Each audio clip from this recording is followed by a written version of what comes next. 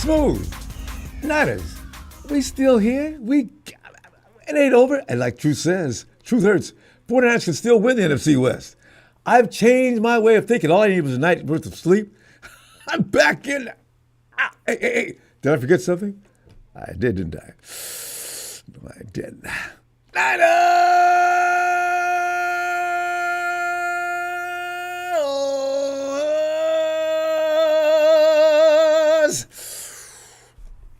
Fam, although I got no answers for the questions right now, but you know what? The more I think about it, the 49ers have yet to have that sudden surge. I suspect, you heard about the good news. Dre Greenlaw will be back against Buffalo. I don't know what he's going to look like, but he's coming back. They open up the window now. See, these are the kind of things that pump the 49ers up. There's also some other good news, but there's some bad news as well, though. But 49ers did lose yesterday, so it's 49ers Morbid Monday. There's so many bad things about M has so many things you can say. I want to get back to Victory Monday as early as next week. Is it possible? Pretty big challenge going to Buffalo, isn't it? 49ers Morbid Monday lost to Packers 38-10, biggest beatdown of 2024. In fact, this could be the biggest beatdown the 49ers have had since I'm watching, as you can see, Harbaugh, almost says Harbaugh, since Shanahan arrived. Have they ever, even the Chiefs beat the 49ers up regular season, but I don't know it was up by 28 points. That's 3 touchdowns. No, has anybody beat the 49ers by 3 touchdowns? I don't think so. We've had some pretty bad beatings, but not like that. And you know what? Here's the thing. When was the last time the 49ers gave up a near 40 burger? We ain't the Cowboys. We don't do that. Texas boy, I seen you in here talking about people on suicide watch. I was surprised you didn't already take yourself out. You're a Cowboy fan. What are you talking about? You're a Texas boy, man. Fam, help me understand. Why do people in inferior teams really feel that this is the place to come to pump your chest? It's ludicrous.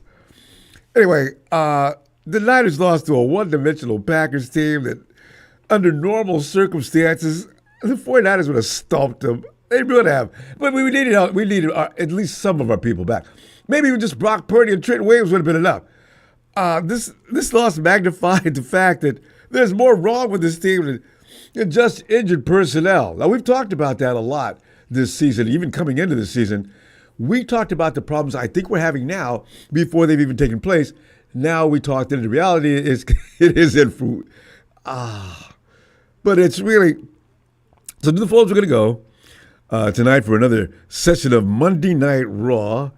Remember those days, fam, 2015, 16, 17. We were livid for years. How do you stay pissed off for years and still stay with your team? Why? Because we took a vow. Just like getting married, right?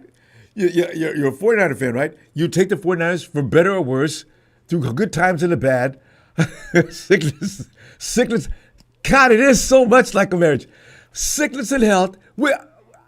Good times and bad. It's all of that. Everything. We have been through it already. God. But anyway, 49ers Raw Football Talk, which allows for full expression and no holds barred. Let it all out. Top head. Hey, fam, the thing with us is it's always about the injuries. The 49ers never stay healthy. Nobody's going to stop them. We're never going to stay healthy, though. I have made up my mind that's never going to happen. If we're going to win it, we'll have to go in with, like everybody else, into the playoffs, kind of beat up, kind of maybe okay, but not really at your best. It's just not going to happen in football, ever. And there's a couple of teams every now and then, but what happens is that's usually the team that goes to the Super Bowl and wins it. Why? Because they got all their people healthy from the beginning of the season to the end. Otherwise, forget it. It's going to be a challenge. It's just the way it is as a football fan. You need to go ahead and be comfortable with that. Being comfortable with being uncomfortable about what's going to happen every week. Anyway, Aaron Banks, he's in concussion protocol. See, Is he going to be out before this weekend? How bad do we need Aaron Banks? Feliciano might. I don't know what's going on, Feliciano. It seems like that knee may be worse than.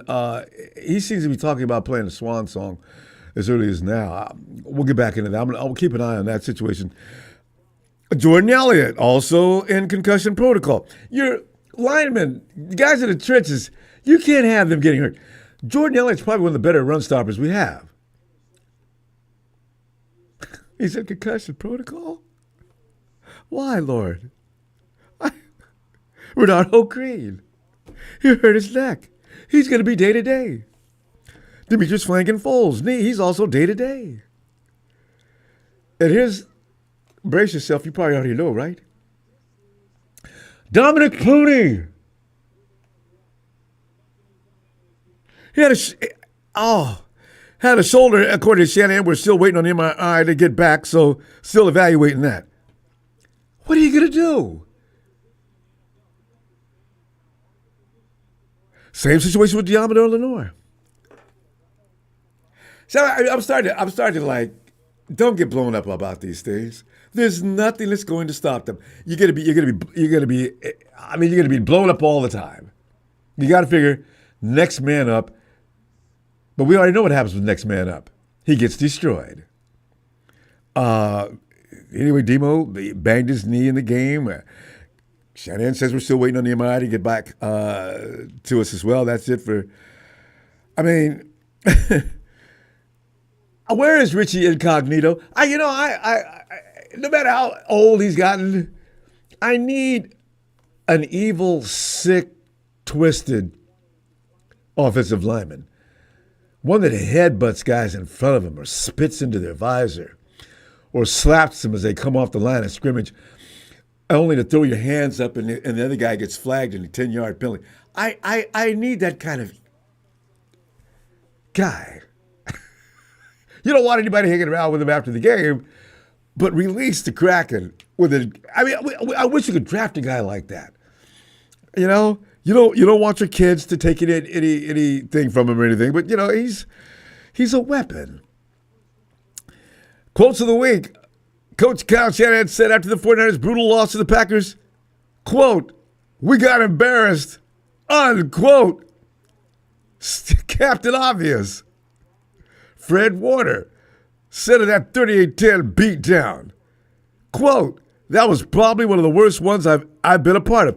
I know this is the worst beating we've gotten. Fam, if you remember any other time with 49ers got beat like this, let me know. I don't remember any other time. But there's George Kittle, my ninja. Boy, George, man, I love you, man. I'm telling you, George, quote, "My optimism is not broken by any means. We still have a lot of very talented players. We will get some guys back. And I still have a full trust in the coaching staff to put our guys in position to make plays, and I got no worry about that." This also speaks to people who say, "Paul Shanahan lost that locker room." No, he didn't. Because there'd be more signs than what we're seeing. There really would be. Guys aren't quitting. They're tired. They're worn out. They're battered. They're bruised. We've been going on for years beating up the rest of the league. At a point, you finally have to take a break. I'm fine with that this year. I wish we would have won the Super Bowl last year. Then this break would have been a little easier to handle. But these guys are tired. I mean, when I say tired, I mean mentally just out. They need to recharge. Wait, but Kittle goes on to say, but definitely an uphill grind and going to see what we're made of, which I'm looking forward to, unquote. CMC regarding Brandon Allen. I thought he did a great job. We got to be better for him. I have to be better for him, no matter who is your quarterback, unquote. So their minds are still in there. I can see that, and at least that's what I deduct from what's being said. And this thing about locker room blow up and everything like that, I refuse. And I could be in denial, but I refuse to accept that. I don't think so. I really don't. A real quick glance, and I mean really quick glance, because there's nothing to talk about as far as the report card. The Niners rushing offense. The 49ers could not get anything on the ground and had just 3 puny yards rushing at halftime. Second half was not much better. I think we ended up with less than 50 yards on the day. Grade, fail. I mean, passing offense. Hopefully, a Brandon Allen return next Sunday doesn't happen. I understand that Brock got up, light workout. He threw the ball. He was okay. We'll see between now and Sunday. Allen completed 17 of 29 passes for 199 yards and a TD, including an INT, facilitated by Deebo Samuel. In fact, Deebo had a couple of passes slip through his hands, not only the one that Packers defensive back Xavier McKinney gathered in return for 48 yards, though. Deebo, man, you know, I mean, where's your focus, Deebo, man? You out here, stop shopping, for one thing, and settle in. You told everybody, you walk up down the sideline telling people to lock in. Hell, you need to lock in. Deebo had one catch for 21 yards on 4 targets. CMC, who continues to struggle to get back into form, lost a fourth quarter fumble at the end of a pass play. See, that's why I'm saying, I don't know if Brandon Allen is all that bad. What if these guys would have did their jobs? But thank God for George Kittle, of whom was the Niners' best player with 6 catches, 82 yards. If I had 2 George Kittles, I told you before the game started, if all I had was George Kittle and JJ to get it done, we'd be all right. Thanks, GK. Still, passing grade for that passing game, thanks to you, Deebo, fail. That's 2. Rushing defense, hopefully we don't hear any more. What is Nick Bosa doing? He got paid. Nick Bosa is the defensive line. He actually stops the run. And we need to stop registering every sack as being indicative of what the player's bringing to the table. Nick Bosa's got quarterbacks out there scared to death of where he is all the time. He's providing pressures every time. Pressures can be every bit as effective as sacks.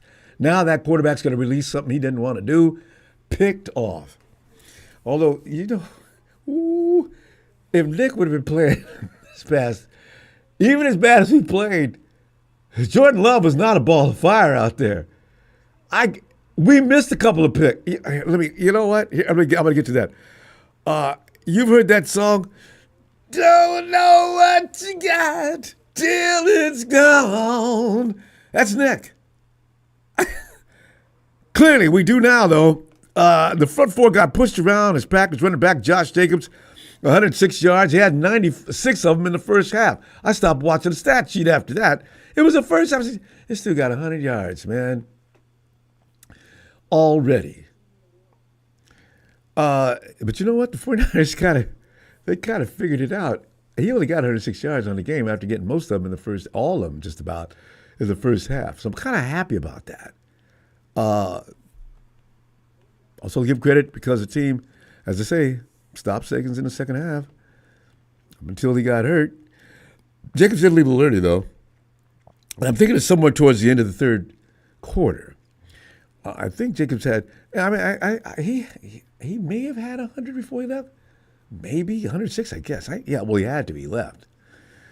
Niners defense couldn't bring him down or anybody else wearing a Packers uniform, missing 10 tackles in the first quarter and at least 20 missed tackles on the game.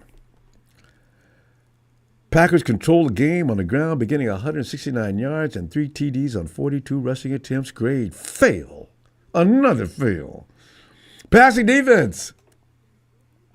Niners missed several opportunities to generate takeaways against Jordan Love, who looked like crap. Jordan Love I don't know what he's doing this year, but he took a step back from last year.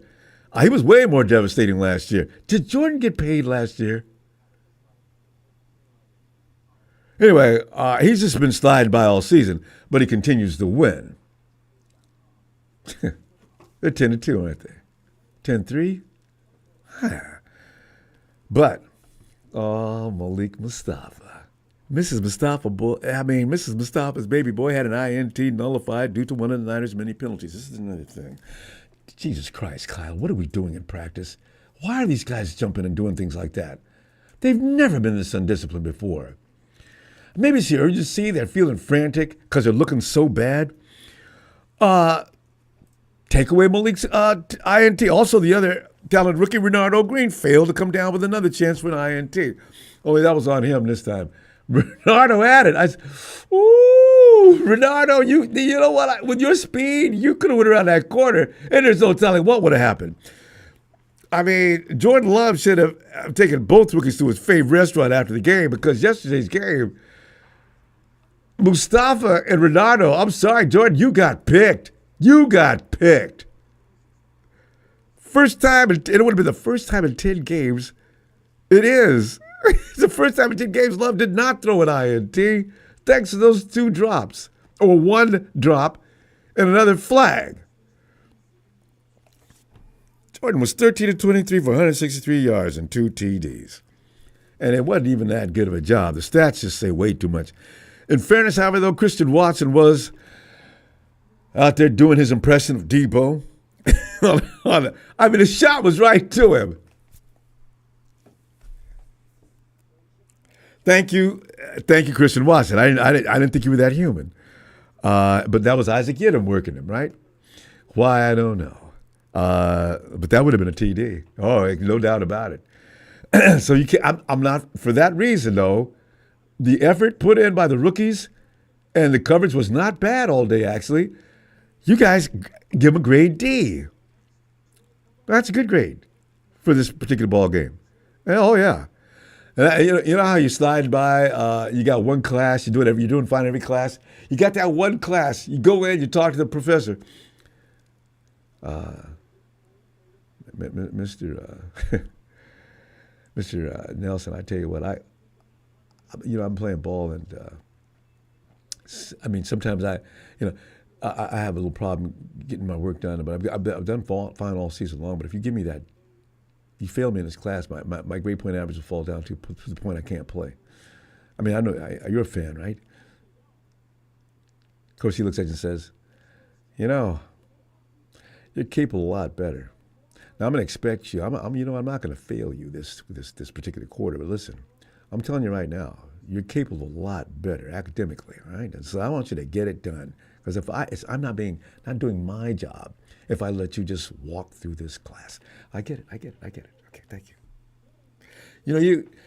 This is the 49ers on this particular day. They did not pass. And special teams, right? The Niners special teams led by 12 years of experience coach Brian Schneider.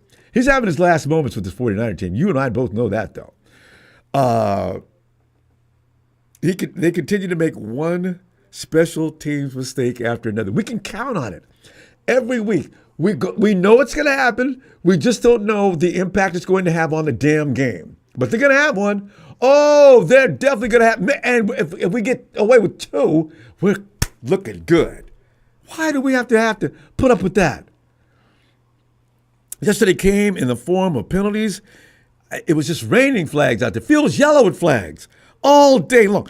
Eric Sauber's holding penalty wiped out Debo's 87-yard. We can't get enough work out of Debo now, Eric. What the hell are you doing? And just ridiculous holding. I mean, they're just taking and you see the dude's uniform being dragged off his body. What the hell are you doing? Bring it back. That would have set us up too, fam. That was a huge play. The Niners would have opened up that drive coming out of the locker room. That might have spiked the whole team's morale right up. Beatdown took that ball to the 5-yard line. Bring it back. George Odom and Nick McLeod were called for holding penalties. Why can't they stop it? Oh, and I'm still, fam, Isaac Orindo. He fumbled a kickoff return, which is becoming worrisome with him. Fortunately, though, Chris Conley bailed him out, and he recovered it. Isaac, man, I know you're a good ball player. I need for you to work on the jugs machine, everything else you can do. If we can get you to catch the ball, you could be a bad mofo. I just know it. But his special teams, we'll say it together, fail. Oh, coaching. 49ers did nothing good in this game, and that includes coaching. Kyle Shanahan having that fit on the sideline with the referees was the best moment of his day. Shanahan has been able to find the answers, correct the problems that have now established themselves pretty much as normal. Penalties have been among the team's biggest and most consistent issues this season, and that has nothing to do with playing ball, Kyle. I'm not crying about your play calling or anything like that, like a whole lot of people are, by the way, Kyle. But the fact of the matter is, those penalty flags and things like that, you need to start picking dudes. I don't care if they are grown-ass men. You can take a damn lap. I'm talking about the whole facility. If you have to take a taxi to get back here at some point, that's what you have to do. Get off this field. I'm sick of telling you guys, man. We're losing games behind it. We're clearly losing games. Niners didn't appear to be prepared to face the Packers' run game. Josh Jacobs is a star, though, so I can't really get too upset about what took place regarding his production. That dude is, God, Jesus Christ. If it wasn't for him, we'd win that game. If they had an average running back as bad as we played, we still probably would have won.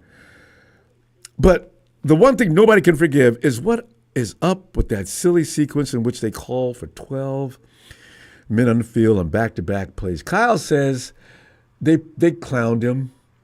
You know, they kept shifting guys in and out, and the 49ers were trying to keep up with defensive personnel. That's a weak excuse. I don't know if I can accept that, but he said they were gaming him out there, and they just got him in that position, and then they snapped the ball real quick. It was all part of the strategy. It worked. But that's when Kyle lost it and ran off the field. I've never seen him get that pissed off. I didn't know what was going on. All I knew was, what the hell are we doing with 12 guys on the field? Back-to-back plays. Oh, just get on the plane and just go home. Just forfeit the game. I mean, Niners settled down after a bit after an embarrassing start for the first quarter, but couldn't come up with any sustainable grades or sustainable answers. Kyle, I'm sorry, but coaching staff, you and Sorensen fail.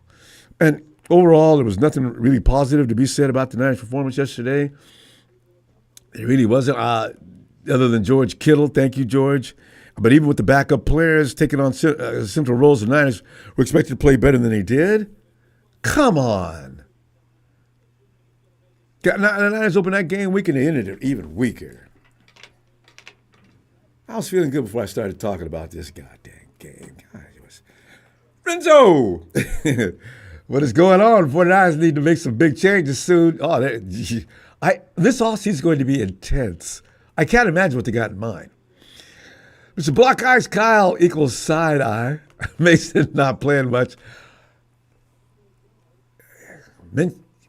Don't get me. I'm not gonna get started on that because I'll never get to the phone. KB, what's up, fam? I think Kyle's voice is growing stale in the locker room. Time for a change. He's had great staffs and elite young talent. Just my opinion, peace. KB, you know, there is a lot of truth to that, and we're switching staff every year. We don't miss a year. But the reason being is because that's a result of having good seasons. Kyle is not the only voice in the place. But Ronbo, we mail you in for the season. Folks talking like we're done.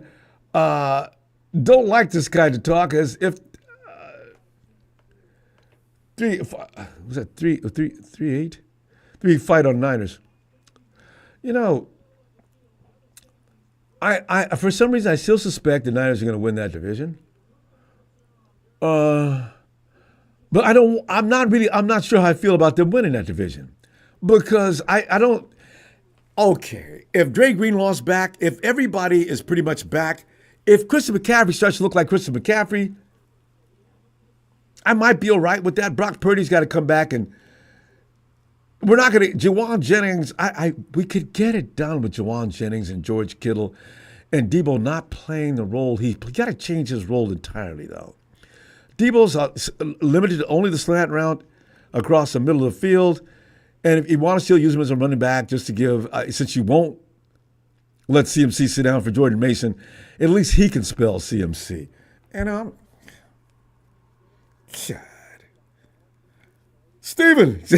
Starting off with Steven. That's it, right. Steven, come on in, man. What's going on, Ronbo? Steven, it's we're still for 49ers. That's what's going on. I want to pinch myself and wake up. But go ahead, fam. Man, okay, so yesterday, sorry if there's a lot of background noise. I just got done cooking. All right, what are you cooking? I'm just curious. I made some bougie burgers. I put some grass-fed Angus beef on And the cast iron skillet, made some applewood, smoked bacon, and then threw on some Gouda cheese with Dijon mustard, ketchup, white vinegar, and chili sauce. Look at so you. it just kind of stirred it all together. Sounds great. Oh, yeah, I get down. Sounds like I it. get down on that, man. Well, good. Well, Stephen, run it down, man. I know with you it. had some more things you wanted to say from yesterday. Go right ahead. Ooh. Well, first and foremost, I will always say it till he's gone. Debo is trash. That'll always be what I stand on, because how do you go from 2 years of great productivity, right? You get signed, and then your stock plummets. And then you attribute it to, oh, I gained a lot of weight, I'm trying to lose it. Oh, I let myself go. Okay, I get it. You've had a kid. As a father myself, I put on a couple of pounds. I think every father and every parent can attest to that. You have a kid, you put on a couple of pounds. Wait, Stephen. Okay. When you say he had a kid, is he talking about recently? His daughter. Debo just had another baby. His son, Debo Samuel Jr. No, that's the same child he had 2 years ago. Yeah. No, okay. Yeah. Yeah, so he attributed it to that. I said, okay, that's fine. I get it. I follow myself. I get it. Comes into the next year. I lost the weight. I'm faster now. Nothing happened. Okay. Now look at him. He can't even catch a goddamn ball. And Stephen, he came into the season happened. looking svelte. Okay. Midway through the season, you're getting fat? Oh, that's not acceptable under any circumstances. No. Exactly. You're too lax. You got too lax. You got too complacent. I got my big contract. I'm going to do whatever the hell I want. Same thing with Trent. Trent did the same thing. Oh, I'm an offensive lineman. I got paid a lucrative amount of money. I'm not showing up. Now look at him. Production drop off. You know, and the problem is, too, is that it all boils down to the coach. Nobody respects the coach. You can't look me in my face and tell me that Debo respects the coach, McCaffrey respects the coach, Trent Williams respects the coach, and Brandon Ayuk respects the coach. And you cannot sit there and look at me in the face and be like, all these players respect Kyle Shanahan as a coach and as a leader. Because if they did, half the shit that went down during the offseason wouldn't. Well, I agree with that to some degree, but I do believe also, if I have to go tell a grown-ass man that he needs to keep his weight together at this point in his career, I'm not talking too much to him as much as I'm thinking about moving him. All right, Debo and Trent Williams, they should not have to be told, especially Trent, because when he was sitting there waiting for his contract, he had to know, he knew the 49ers were going to bring him back. Then don't fall out of shape. Detroit versus everybody. See, because I'm not. The thing is, Man, these guys are Pro Bowl players. I'm putting that on them. You know. Yeah, but at the same time, Ronbo, you gotta look at it. Look at how many penalties we've gotten. Trent got more penalties this season than he's ever gotten with the Niners. Debo's gotten penalties for holding. You know, it's all weird. It's a weird year where we have a Super Bowl hangover. We have no answers to any of our teams that we play against. We started off with no identity, and we still have no identity. Whether we win or lose, there is no identity. The problem is that we have too many goddamn divas on the team that think they are better than what they are. Notice how Brock Purdy hasn't really said anything. His stock is still good. He's still doing what he can with and without the players he has. George Kittle still catching touchdown passes, which is nice. Still be our crucial, third down conversion or a long yard bomb tight end that we usually love and know. Juwan Jennings hasn't said a single whisper, Ronbo. He took a franchise contract. Out of all the receivers on that roster, he took the least amount of money, and he is our highest producer. Yeah, deserved way more. I fully agree. He deserves, Ronbo, he deserves Debo's and Ayuk's contract together. Combined. That's combine it. I mean, really, Ronbo. No, he's amazing. I tell you. You know how crucial it is to have a third down wide receiver? It's that good? Someone you can trust and look at. Yeah. And he hasn't dropped a pass. I have yet to see this man drop a pass. Well, And you know who's training with he's him? had a few, but the thing is, 90% of the time, he's straight money. Oh, absolutely. And you know what? You know who's training with him, Ronbo? Who? Pearsall. Good. If he's gonna rub off on Pearsall's anybody, that's the right guy. We need that. We need more of Jennings. The problem is that we're too reliant on a run scheme with CMC being our only guy. And let me tell you this. Yesterday, at his press conference, he looked like he came face to face with his own mortality, meaning I am not the superhero I thought I was last year. Something is off. Maybe I'm not ready. I've never seen that vulnerable look on that man's face. And yesterday I did. Yeah. Yesterday was the first day you saw Christian McCaffrey look vulnerable. He's disappointed in himself. This is a guy that has high expectations for himself, but his body won't quite let him do it yet. And it makes all the sense in the world. I mean, you didn't have a preseason, Christian. So you may not, don't be too hard on yourself that you start to, that kind of thing can eat away at you and take away from your performance. He's putting too much pressure on himself. He is that kind of guy. We're talking about a perfectionist, and you know how those kind of guys are. And then they go into this funk. Oh, yeah. If they don't measure up to their own standards. Who was a perfectionist? I'm feeling sorry for him, actually. You know who was a perfectionist and who takes things to heart even when they lost? Jerry Rice. Oh, yeah. No, same Jerry ilk. Rice. Yeah, no doubt. Those kind of guys, they can really, but the bad thing about it, they become vulnerable to their own mental attacks. I mean, you got to, don't be too hard on yourself. I think that was, who passed by him in the locker room when he's sitting back in the dark in the corner? Was that Debo, of all people? I think Debo went and talked to him. We won the game. Yeah, it was Debo. Yeah. We won the game, bro. Because Debo doesn't have that kind of conscience. See? So Nope. They're like yin and yang. Debo, I'm going to slide on through this. I can do this. And if McCaffrey's not the star of the show, he goes into his tailspin mentally. I feel bad about that one. Oh, yeah. He becomes dark. And that's the funny part about McCaffrey is that he's so much like Jerry Rice, and no one really talks about it, where he's all business, trains his ass off. Nothing but, just straight hard work. Yeah. Jerry was the exact same way. That's why Dion and Jerry got into a spat when they finally, met with each other and were teammates in '94. Dion was like, I'm gonna do whatever the hell I want. I'm gonna go party. Jerry Rice was not having it. But here's the thing: you have a generational talent on both sides of the field, secondary and the first. Ronbo, you have a great receiver, the world's best receiver, and the world's best corner on the same team with two different aspects of work. Steven, it's got. You know what? I might have to come back as early as tomorrow. Tell you what, we're going to have to pull up though. I'm going to see you possibly tomorrow because midweek we're not going to be around here. We'll let everybody do Thanksgiving. But yeah, let me see if I can get something together tomorrow. In that case, I'm telling you right now, tentatively, I'll look for you tomorrow. Okay. And that dinner, I can smell that food cooking already. I'll still be cooking. Go, Steve! I'm Super dad. Cheese for Thanksgiving, so. All right, fam. Have a great night, Steve. All right, Robert. Have a good night. You too, fam. Hey, yo, Nigel.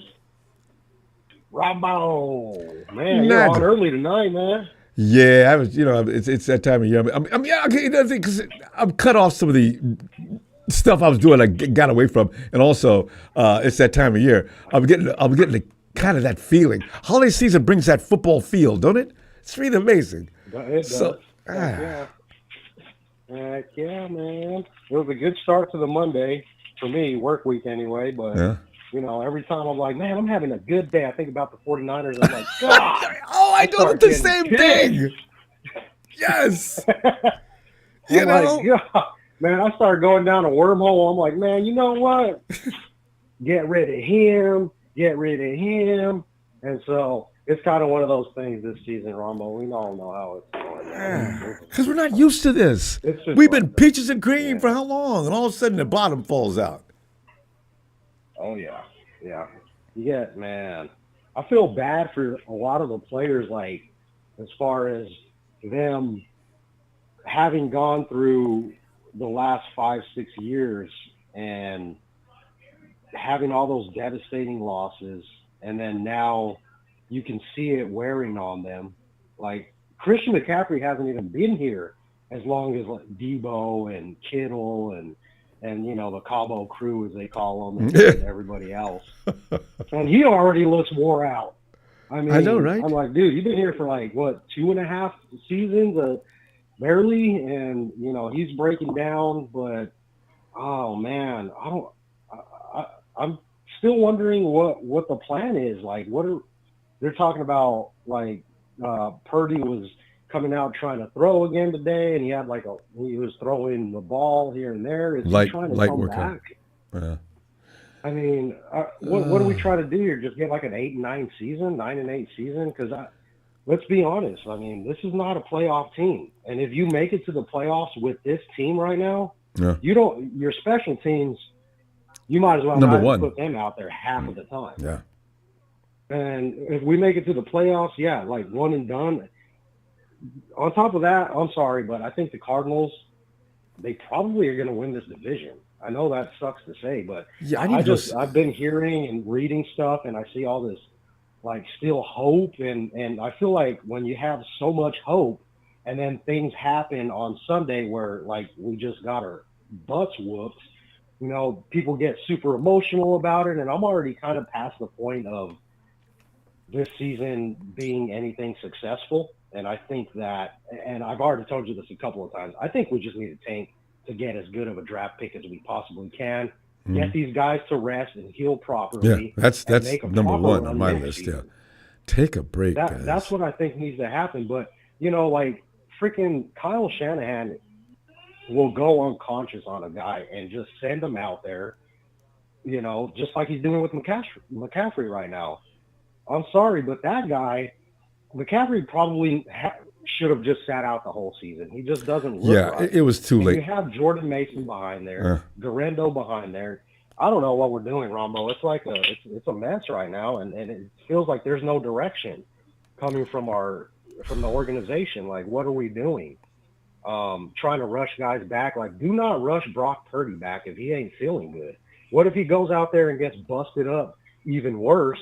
And he's already had his elbow messed up, had to have surgery on that. Ligaments tore up. Now his shoulder's messed up. And why would you even send him out there without knowing 110% that he's healthy? To me, that's irresponsible. Well, not do that. But Nigel, they're not going to send Brock out there if he's not ready to play, because they've already said that Brandon Allen's going to probably start this week. But listen, if you do that, then you're responsible for that contract. I mean, he's going to have to be paid. This is the year. You get him seriously hurt now, it's going to hurt negotiations. The 49ers don't want to put up with that. Quarterbacks are hard to find, especially at this point in his career. So you go out there and you send him out there before you should, and he gets banged up even worse. Somebody would need to be fired. So I don't think they're going to go that. I mean, there can be strange sometimes, but to be that stupid, I can't imagine that. I would hope not. I'm thinking, maybe for selling tickets, giving optimism, some sort of optimism to the fan base. But, I don't need that. Personally. No, and you feel that way. Yeah, I feel the same. That can't be. They can't be thinking in that direction. This has got to be, because they know their chance of going to. You got to read what Kyle Shanahan said about a playoff chance. I think the organization, without really just saying we're going to get, I think they know certain things have to fall into place. You can't force that issue, though. Yeah, we can't force it, man. Man, you definitely can't force it this season. If we had a chance for the playoffs and we had won a couple of other games and, that we were in a race for first place, by all means, all hands on deck if you can possibly get your hands on the deck. But right now, if you have a nick, if you have this or that, and you're one of those stars that we still got a couple or a few more years that we've got to pay you, it's probably best you just sit down and let the young players come out, try to develop, see what you have, and go from there. Try to get the best pick you can get. Yeah. So that's where I'm at with the season now, Ronbo. Yeah, no, and I fully understand that. We haven't beaten a team over 500. We're going out there and barely beating the teams we're beating. Tampa Bay's not a bad team, but they had a couple of guys missing, and they damn near pulled it off. I mean, New England's not scaring anybody. We beat the first time we beat the Hawks, but the Hawks, in fact, may win that division. The Cardinals seem to have a matchup problem with them. If you stop the Cardinals, what they like to do offensively, and they had Kyler Murray stretched out there like we did that year. I didn't think he was going to get up. I kept thinking, Kyler, you know what? You're too small. Okay. I hate to pull the NBA. NBA players are always running up and down after the court, after they make a basket over a guy that was shorter, making signals like too short. Too small, you know. So, Kyler, you're too small, like man. You're gonna get killed. He's like a squirrel. But don't get caught. He's so tiny, but dang, he's fast though. He is quick. You can't grab him, Nigel. But when they do grab him, like a little. Oh, yeah, it's bad. Too funny, man. Yeah. Well, the one team that I hope we beat though has to be the Rams, man. We gotta beat them. No, all hands on deck. We don't win no more games. We gotta beat those. Yeah, so they can shut the hell up. I get so tired of them talking trash. How do you talk? Rudy's running around. Yeah, well, your 49ers are too. We got the same record. What are you talking about? Right. What are you guys gonna go? Oh my! The man is looked up the term nonsensical. You'll see a picture of Rudy right next to it. Hey, we gotta go, fam. I'll see. I may be back tomorrow. I'm thinking about it, but otherwise. I'll probably see you Friday for sure. You take your week, Ronbo, and if you want to come back, we'll be here, man. But if not, happy Thanksgiving to you, and have a good rest of your week, and let's go Niners. Thanks, fam. Man. Appreciate you, Nigel. Talk to you shortly. Shortly. Yeah. All right. Night, fam. Hey, yo, Darius. What's up, Ronbo? Darius. I wish it was us. I wish we were talking about, guys, all we got to do is win one more game and the playoffs are secure. We could cruise on into it. Darius, you continue from where you were left off yesterday. It's just been a frustrating season. I mean, there's really not much to say. I think I'm really looking forward to the offseason, though. I mean, this is the most exciting. I think regardless of how the season ends, I'm looking forward to the off season, because let's say we somehow find a way in the playoffs. Let's say we even win a playoff game, right? I don't really think that'll make a big difference on the future of the organization. Mm-hmm. I think guys like Hargrave are gone. Debo's got to be gone. Yeah. I think Juice still has 1 more year's contract, but I don't know what I feel like you can get like a better backup tight end and teach that tight end the same exact things that Juice does, and actually have a second tight end and not have to run an Eric Sovereign out there. So, but some of the things that's interesting to me is I wonder what I know we're going to be cap constricted, especially with that Brock contract, but I wonder how they treat who they decide to keep between Mooney, Dre, and Huff, because we're probably not going to keep Mooney because Mooney's going to be too expensive. He's gotten way better since he's joined here. And you got some kids that are coming up that are looking good. So yeah. Yeah. But I'm interested to see how much Huff and Dre gets. Depending on how Dre plays, if let's say like they just shut him down for the rest of the year, like he might not get as big of a contract because of his injury, right? So that might be able to let us re-sign him for the low. Not the low, but lower than he would have gone had he stayed healthy, right? Yeah. And I'd like to think the same thing for Hufanga, because he really hasn't played a whole season since his All-Pro year. Last year, when he played, he wasn't as good as his All-Pro year. He tore his ACL, and this year he played one game, he was okay in it, and he's been out, I think, with a broken hand or something like that. So, who knows? If you can get those two guys back for cheap, because I can't stand watching Jair Brown play safety unless he's starting to get on my nerves too. I agree. I just want to chime in on one thing though. Huff is not coming back. The 49ers have been setting that table. No, they've been setting that table for the last 2 seasons. Yeah. With Mustafa, Jair. Why are you getting all these? That wasn't just by chance. I mean, you like to get depth at that position, of course, but Huff has just proven that his sustainability is probably not. He was like that actually at SC. He was hurt a lot. He's a good football player, no doubt about it. Yeah. I'd love to keep him. But I think the 49ers are thinking more along the terms, saving money. Yeah, we'll probably, out of those guys, we're probably keeping Greenlaw, I think. Yeah, if you're going to spend money, yeah. I think even if he doesn't play that well, I think just what he brings to the team, they're going to keep him. Absolutely. But as far as the rest of the season, I hope one thing I want, that on the day of the draft, I called in and I said, man, I don't know why we took Pearsall, but if we took Pearsall, I want Debo off the team the next day. And I wanted Jackson Powers Johnson, or I wanted Braden Fisk. If we had taken, because we draft Pearsall as a guy, because my whole thing with drafting Pearsall is a much better route runner, and my whole thing was I feel like from the jump they were going to keep Ayuk. There's no way you don't keep Ayuk. Ayuk is what unlocked the deep threat of this offense. He is our deep threat. With Ayuk in this year, Purdy was averaging 10 air yards per attempt. Now he's averaging 7. That's a big beat. So I this whole notion that we were not going to re-sign Ayuk or trade Ayuk was blasphemy to me. I thought we were going to keep him. It's just the contract by the summer got too muddy and there was all that drama. But I thought we should have traded away Debo because Ricky Pearsall can do exactly what Debo does. No. Correction. Wait, fam. He could actually play better than Debo for what we want to do now. We've changed from the yak attack only. Ricky Pearsall runs route way better than Debo. So them drafting Pearsall showed a shift in the offensive philosophy. It showed we're no longer going to go to short because Debo was a guy that succeeded because of Jimmy's limited capabilities. It was a short dump offs, all that, and that's the whole reason why he had that 1,400-yard season. With the now more polished drop back offense, Debo's effectiveness is he's just ineffective. So drafting Pearsall showed. I'll also add to the fact that defenses now are populating and flooding the middle of the field every time the 49ers play them.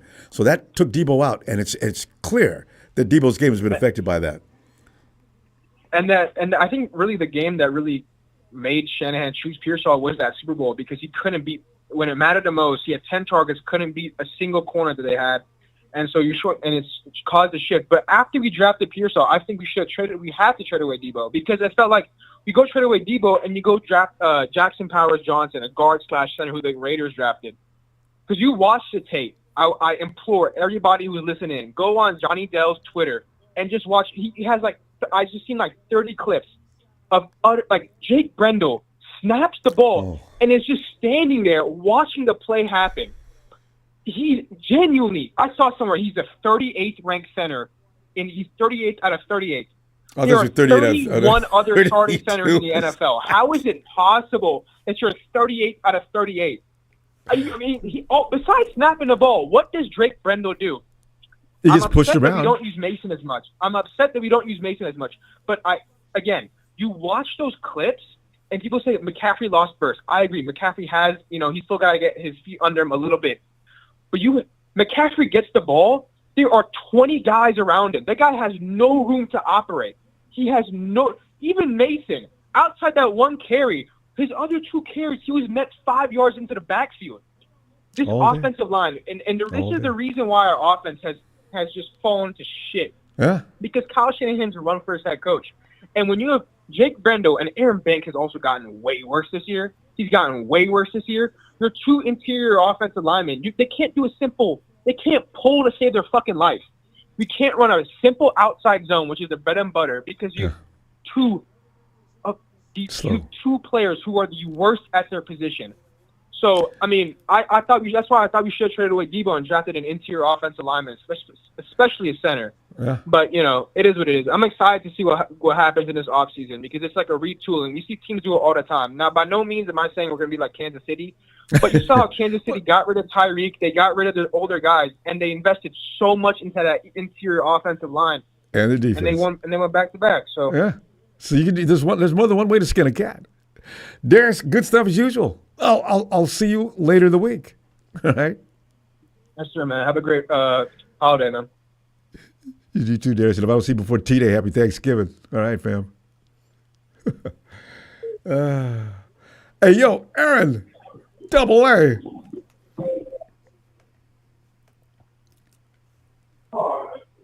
Yo, what's up, Ronbo? We're sitting in last place with the Rams. That bothers me as bad as everything else. Sitting down there with the Rams, 5-6. And most of it could have been avoided. All right, you know what? 90% of what's going on now could have been avoided. Even with the guys missing, losing games like we did, they didn't have to be lost. But anyway, you want to continue any grievances you might have? Yeah. Sorry for yesterday. I couldn't make it because I had like a family, birthday party. So. Oh yeah. Well, life happens. We'll be here.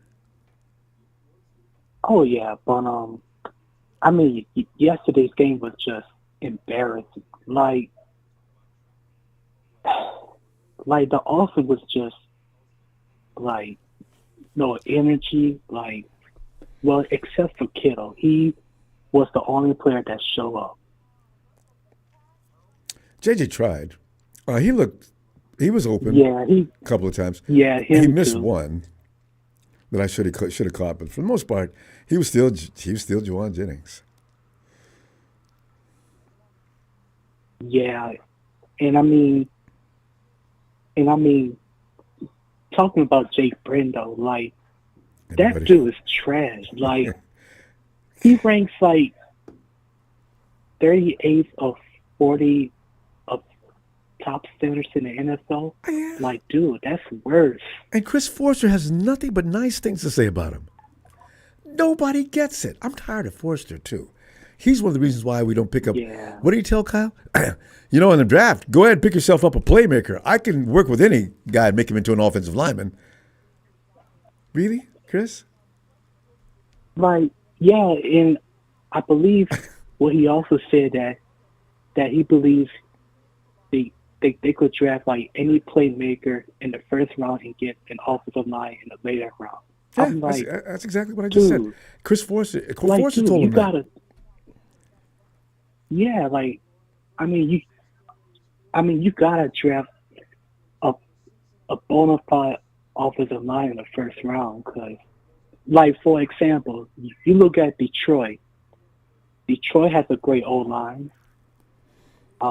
Philadelphia has a great O-line.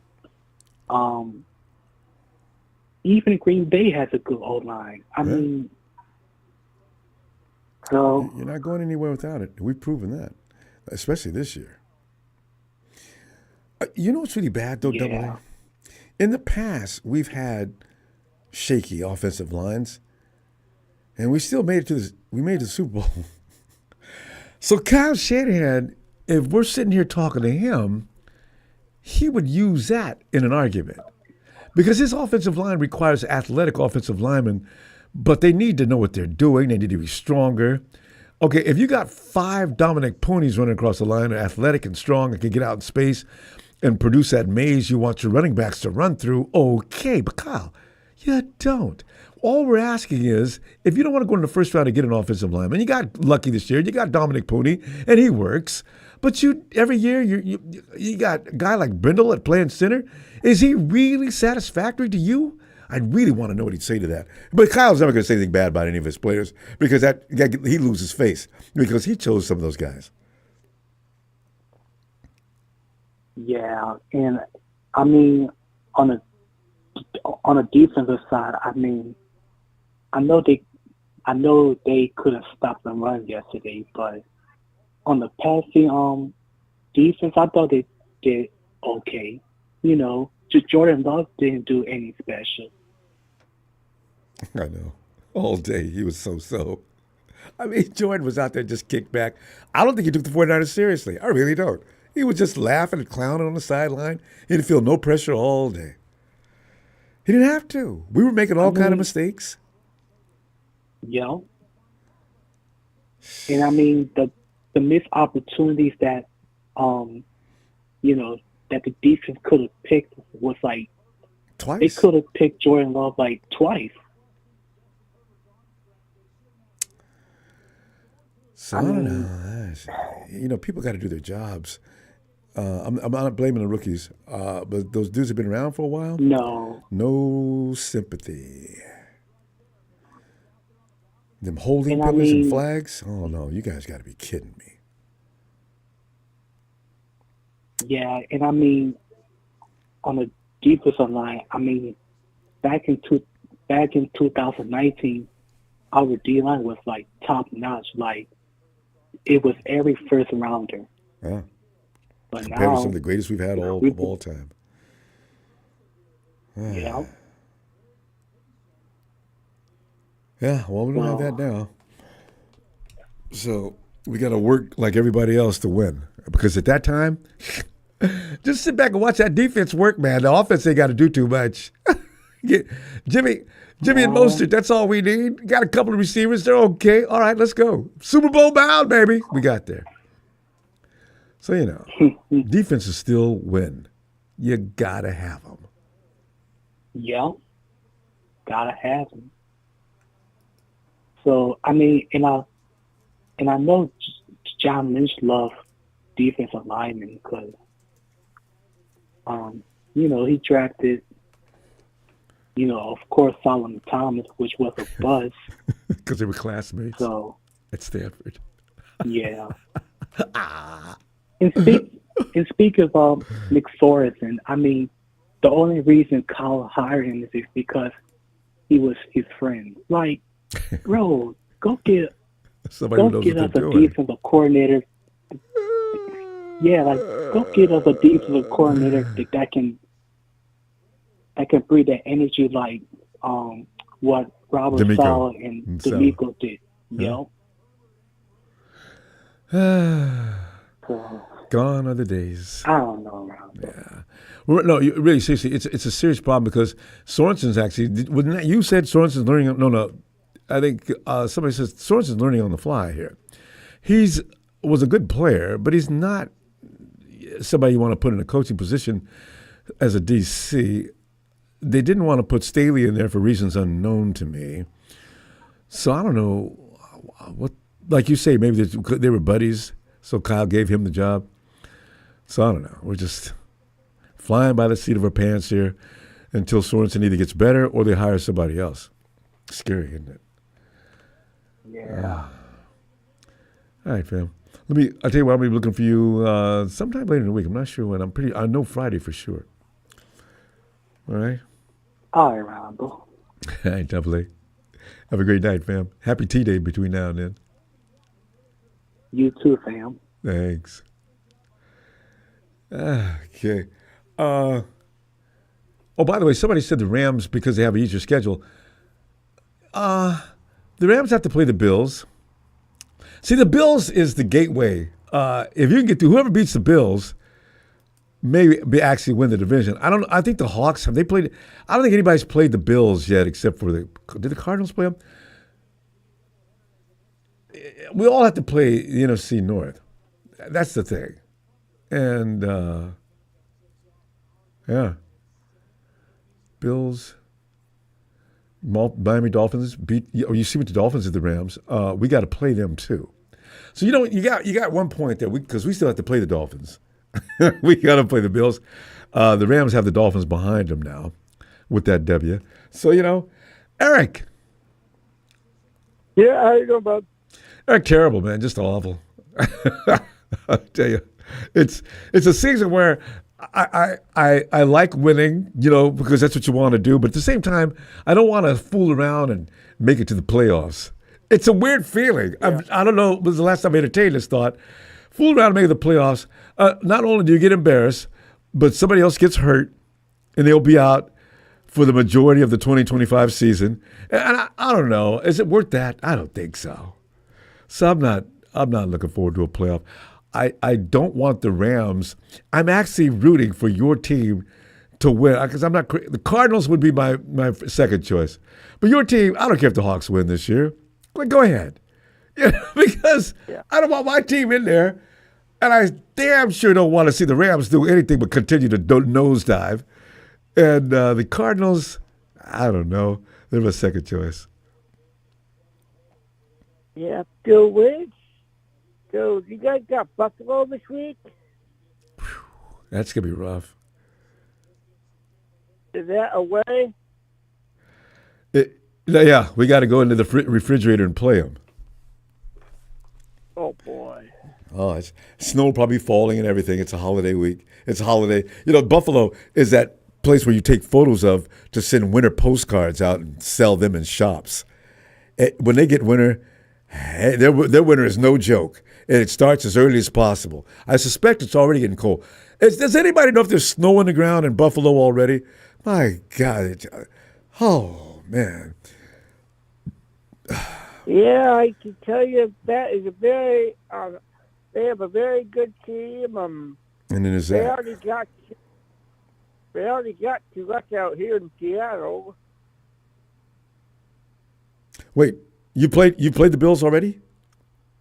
Yeah, we lost. Yeah, well, no, it's not a surprise. I mean, but the Bills, I mean, that's, whew. I mean, and Josh Allen beats you by himself. That's a scary thing, Eric. Josh Allen, he runs the ball, he throws it. I mean, Josh Allen is the offense. Yeah, if you're a defense, how do you defend this guy? You know, he sits back there and he's got a cannon. It doesn't matter. He'll get away from any pursuit. And then he'll let that thing fly, and guys will be open downfield because it took 20 minutes trying to catch up with him. And then if he wants to run for 20, 15, 20 yards, he does that. It's ridiculous. I don't know how they've not won a Super Bowl. And why do they have so much trouble with the Chiefs? Well, then you can ask us the same question. Why do we have so much trouble with the Chiefs? We beat everybody else. When when it comes to the Chiefs, lose, Niners. Yeah, I tell you, it's probably be okay. I mean, I don't know if they're gonna make it or not, but I guess we're gonna find out. Yeah. I don't, But yeah, it's pretty don't know. amazing this year. Yeah. Well, I'm surprised. We actually could have beaten Green Bay. Green Bay is not as tough as I thought they were. I don't know what I need to go. I should have looked at their schedule. Green Bay is vulnerable. We did everything but donate that. The 49ers did everything but change uniforms. They might as well have been playing with the Packers the way they were playing. And all those mistakes and flags and things being called back. Jordan Love he went 10 games in a row with INTs, but he got a break with us. Why? We had 2 chances to pick him off. So it's not like he's doing all that good. Green Bay is the team to beat this year in the playoffs. If they're your first round shot, provided you guys win the division, if you get Green Bay, feel good about that. They're not that good. They got Jacobs is tough. You stop Jacobs, you stop Green Bay. Yeah, I tell you, I'm pretty sure that they're not going to win the division because I think Detroit's got that. Oh, no doubt. Yeah. No, Green Bay can't beat Detroit. Hey, I do have another call coming in. I'll No. talk to you later on, okay? Oh, you got a call. Okay. All right. Night, Eric. Good. Yeah. Somebody get Eric's talking about, though. Detroit is definitely going to win that division. There's no two ways about that unless they get some sweep of devastating injuries between now and the end of the season. See, that's one of the reasons why my man. That's why I don't want to go to the playoffs, because I don't want to run into nobody looking as weak as we are. Hey, Anthony, come on in, fam. What up, Ronbo? I'm speculating and thinking, about what's getting ready to happen in the next few weeks and what I don't want to happen. Same thing happened yesterday. Yeah. It's going to get worse. See, because I'm Green Bay... really talking about Brandon Adams, our starting quarterback for the game versus the Bills. Yeah. I knew that. I saw that. But that's if Brock Purdy can't play. And it looks like Brock Purdy cannot play. I was with Josh. I was with Dobbs. Well, yeah. My only thing is I kind of suspect Dobbs has no clues what's going on in the play. See, honestly, as I looked at this closely, okay, if Dobbs is the only guy you got going for you out there in the offense and none of the other guys, Kyle's offense is so set that you can't just send a quarterback out there to run the quarterback's offense. You're going to need to run Kyle's offense. I imagine that Josh hasn't been able to really completely get that offense. That's the only thing I can see the reason being. Because, if you can't run Kyle's offense, what are they going to do? The defense is going to sit back and they're going to tear Josh up at some point, and then it gets out of hand, and you got no shot. I agree, though. Josh Dobbs, to me, I wish Josh Dobbs did know Shannon's offense, and it wouldn't even, I'm pretty sure there wouldn't be any question about who would be starting. But go ahead, make your point, though. Brandon Allen, man, he's a statue in the pocket, Rambo. I know. He has no mobility at all. That's right. So, and teams know that. Why do you think they kept listening? I know. He ain't played ball. He ain't played football in 3 years, Rambo. Oh, you Brandon? Yeah. No, he's definitely not. If I had my choice, I'd get Jimmy G back and send Brandon Allen to be Jimmy and Brock. At least G can run the offense. Damn. Yeah. Because if you ask me, Cal has turned Brocky to Jimmy G. I don't know. And remember, let me ask you something. If you know, and the fans know that Debo is not a pure wide receiver, right? Yeah, no, Debo's now, we know he's more running back than he is wide receiver. He doesn't have any, I thought he had better hands. Maybe. So let me ask you this, Rambo. Why you keep, it don't take a genius to see. Every time you send Debo across the middle and throwing the ball, what do? He can't catch the ball, Rambo. But Kyle is so pig-headed, and he's determined to get Debo that ball. Well, that is not Debo game, man. If you get Debo, if he gets any space, he's hard to bring down. Like he was yesterday. That was old Debo run that all the way about 87-yard run until they called it back. Yeah. But he doesn't get nobody. No defense is going to let Debo get loose anymore. They seem to have a game plan for him now. Yeah. And the thing with Ronbo, I don't understand why we keep putting Saubert out there. Every game is the same thing with this dude, man. He's made one catch, though. I remember one catch. When was that? Saubert made one catch 2-3 weeks ago. Like 3 weeks ago, Ronbo. Yeah. You remember that, too. We all remember Saubert's one play. One play. Other than that, he been getting penalties. I'm talking about costly penalties, Rambo. Yeah. Every time he get one, he be a costly penalty. And does he block, Anthony? I'm not paying. I need to pay attention. Is he a decent blocker? I'm not paying any attention to him because I don't even know what number he is. Yeah, he blocked, but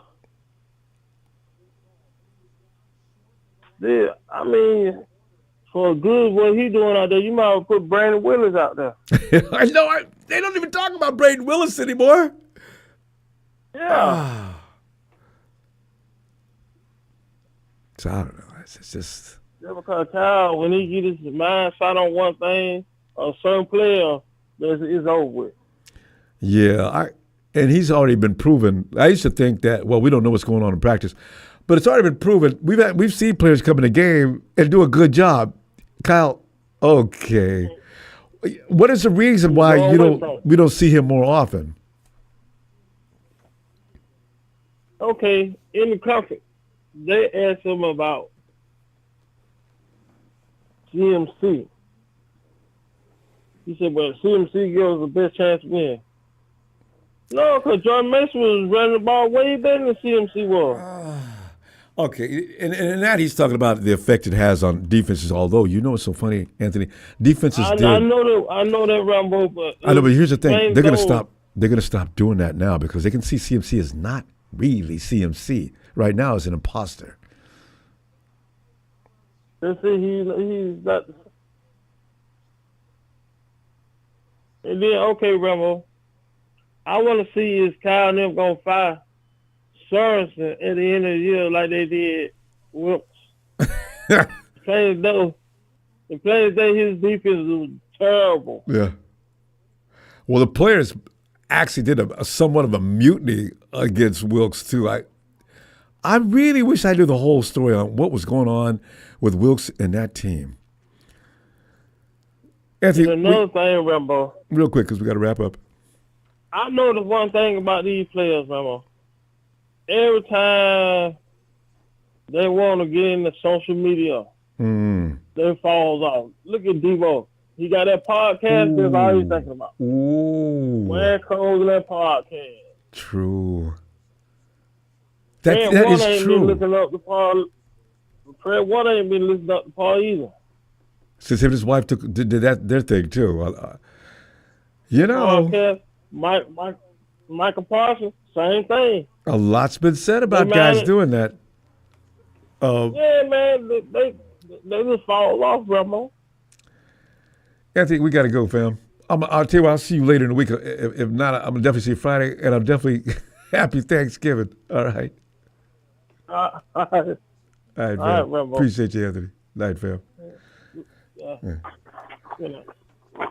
And also Frost, whatever your name is, Frost WSA or something like that. Okay. I stand behind what I said about Green Bay. They're not that good. The 49ers did everything they could to donate that game. They had one guy working out there. You see if you can win a game with your team getting over 100-yard in penalties and drop 2 clear INTs, okay? And then get back to me and tell me how good Green Bay is. If the 49ers would have brought their regular team in there, that would have been a stomp into the dirt. Give me, what are you, ooh. Hey, yo, Michael.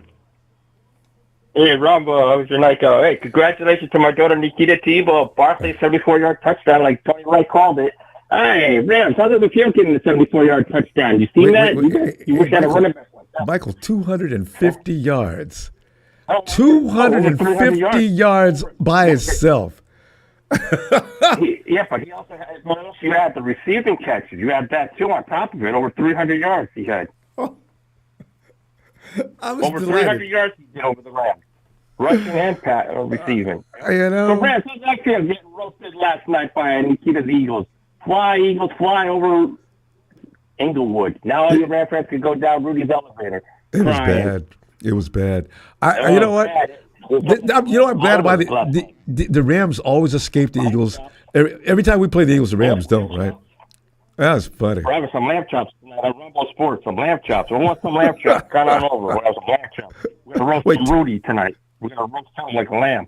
There he goes. Hey, Tony says 255 to be exact. Yeah, and Tony called it right. Tony the Great, right. I call him, like Nikita called him, Tony the Great, right. Yep, he called him the Great. Anybody who thought the Rams were going to beat the Eagles had to be kidding me. That wasn't going to happen. Under any circumstance was that going to happen. And I'm going to tell you this, Rams.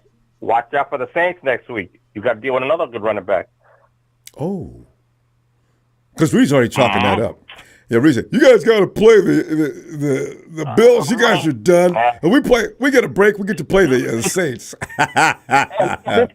The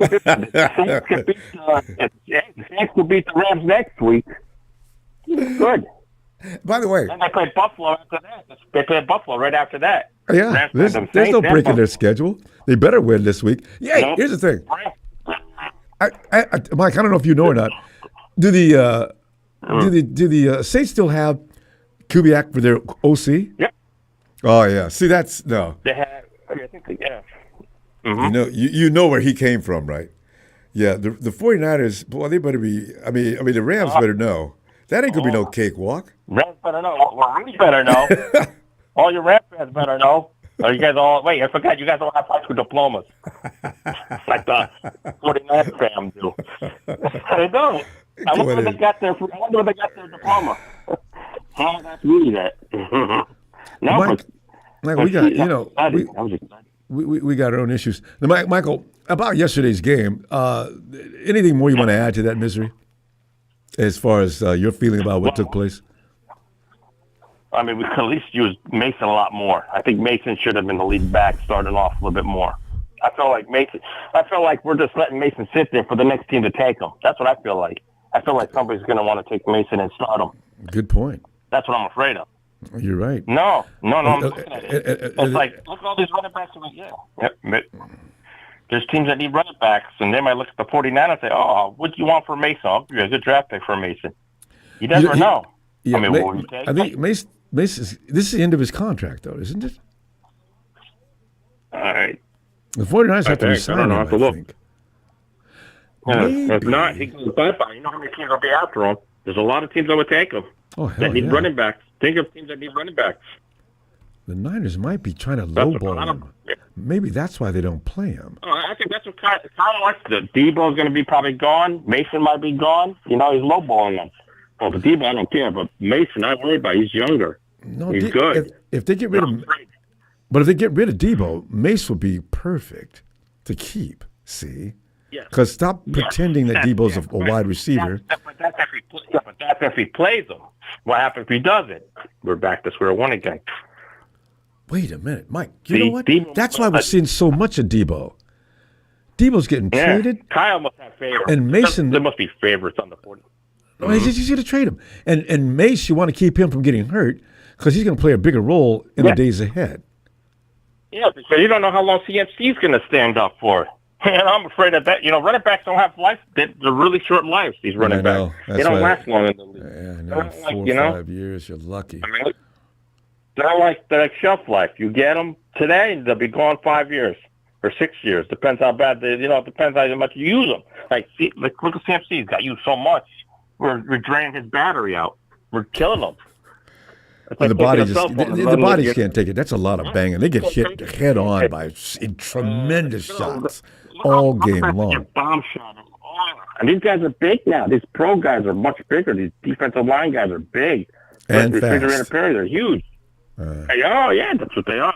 A lot of quarterbacks the same way too. A lot of them don't last. Some of these quarterbacks, they don't last long. Look what happened to Daniel Jones. I bet you the Raiders could go after him next. Mitchell's out for the year. The Raiders need him. Mitchell's out for the year. Daniel Jones?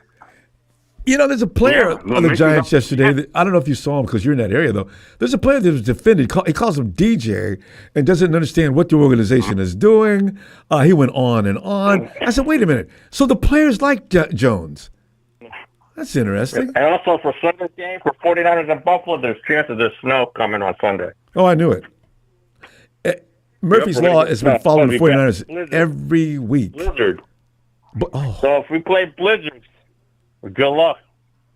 We'll see how many people come out with. Let's hope that none of us get really hurt, banged up. Imagine that.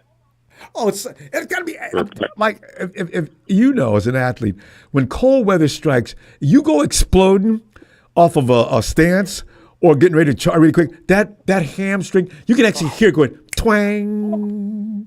And then just big explosion. Oh God! Oh jeez! And it comes. It's not easy playing in the snow. But you got snow coming in your face and your mask and all that, and you got snow coming. Sometimes it blinds you.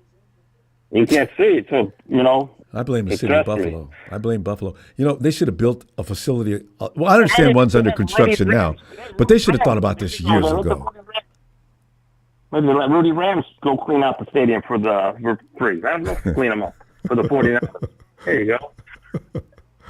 Yeah, but no, I mean, Nikita was happy, and she says they won't be all right. She says the NFC West is still open. It's one thing about the NFC West. It's like playing chess. Playing checkers or chess, Because nobody's worth anybody. I mean, nobody's doing anything. No. Everybody sucks. Nobody's fighting like the other division, taking big leads. They're all sitting there, one team wins, one team. Like they're sitting there like, who wants it more? They don't even know who wants it. We know the Rams. Forget they're not wanting it. Well, I tell you what, Mike, we're down to one. The thing is, one more injury, and we won't have to worry about it. We're done. I mean, let's say George Kittle. Who's another key player that goes down? It's all completely over. Kittle be the guy. Kittle. I said George Kittle's the number one. George Kittle, besides Trent Williams and Purdy, they're already Kittle's out. The main thing. You lose Kittle, and if CFC goes out again, that's it. Goodbye. That's it. You got no players.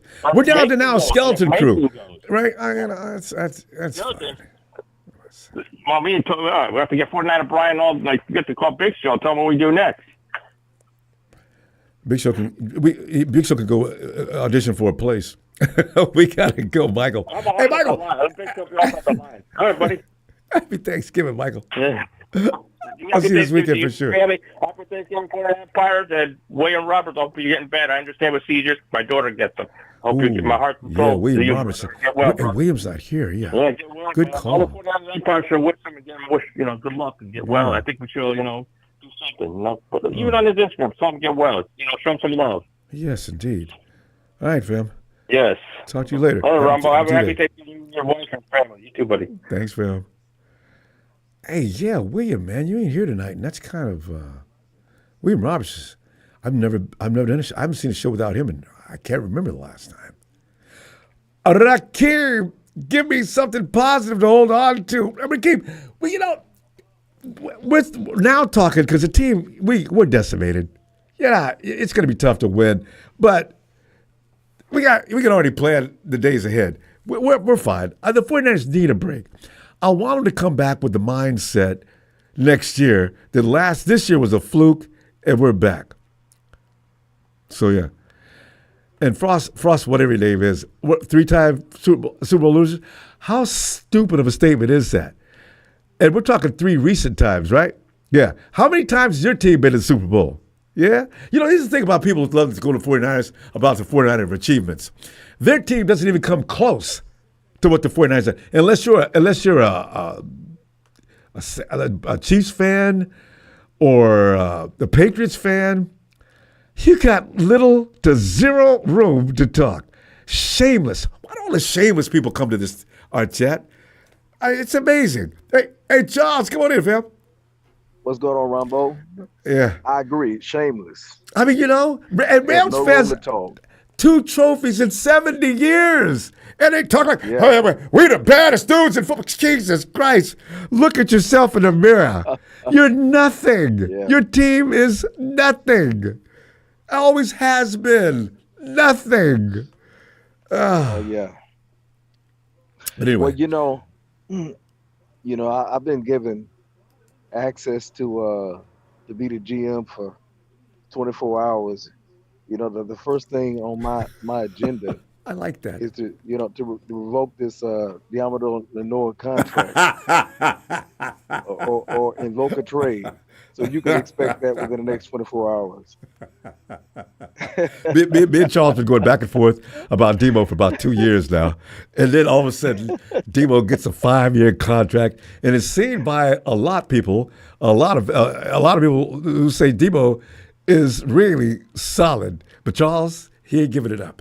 Charles is getting rid of Demo. He will be the GM for 24 hours, and the first thing he's going to do is get rid of Demo.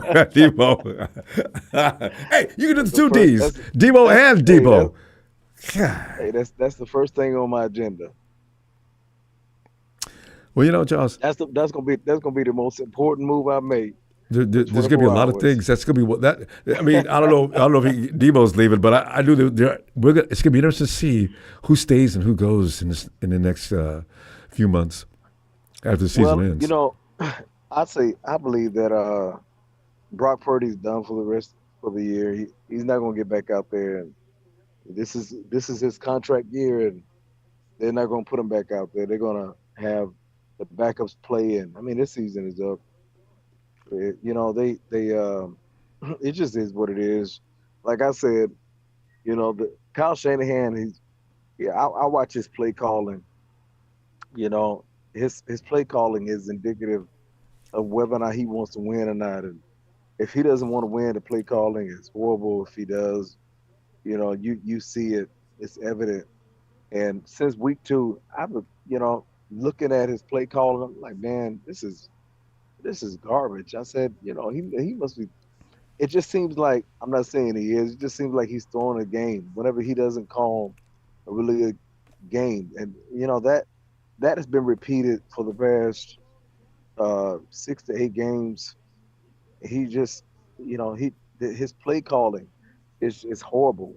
It's predictable, and he's getting his guys hurt, and he doesn't really care. It seems like he wants this to be his last year, or he wants to start over.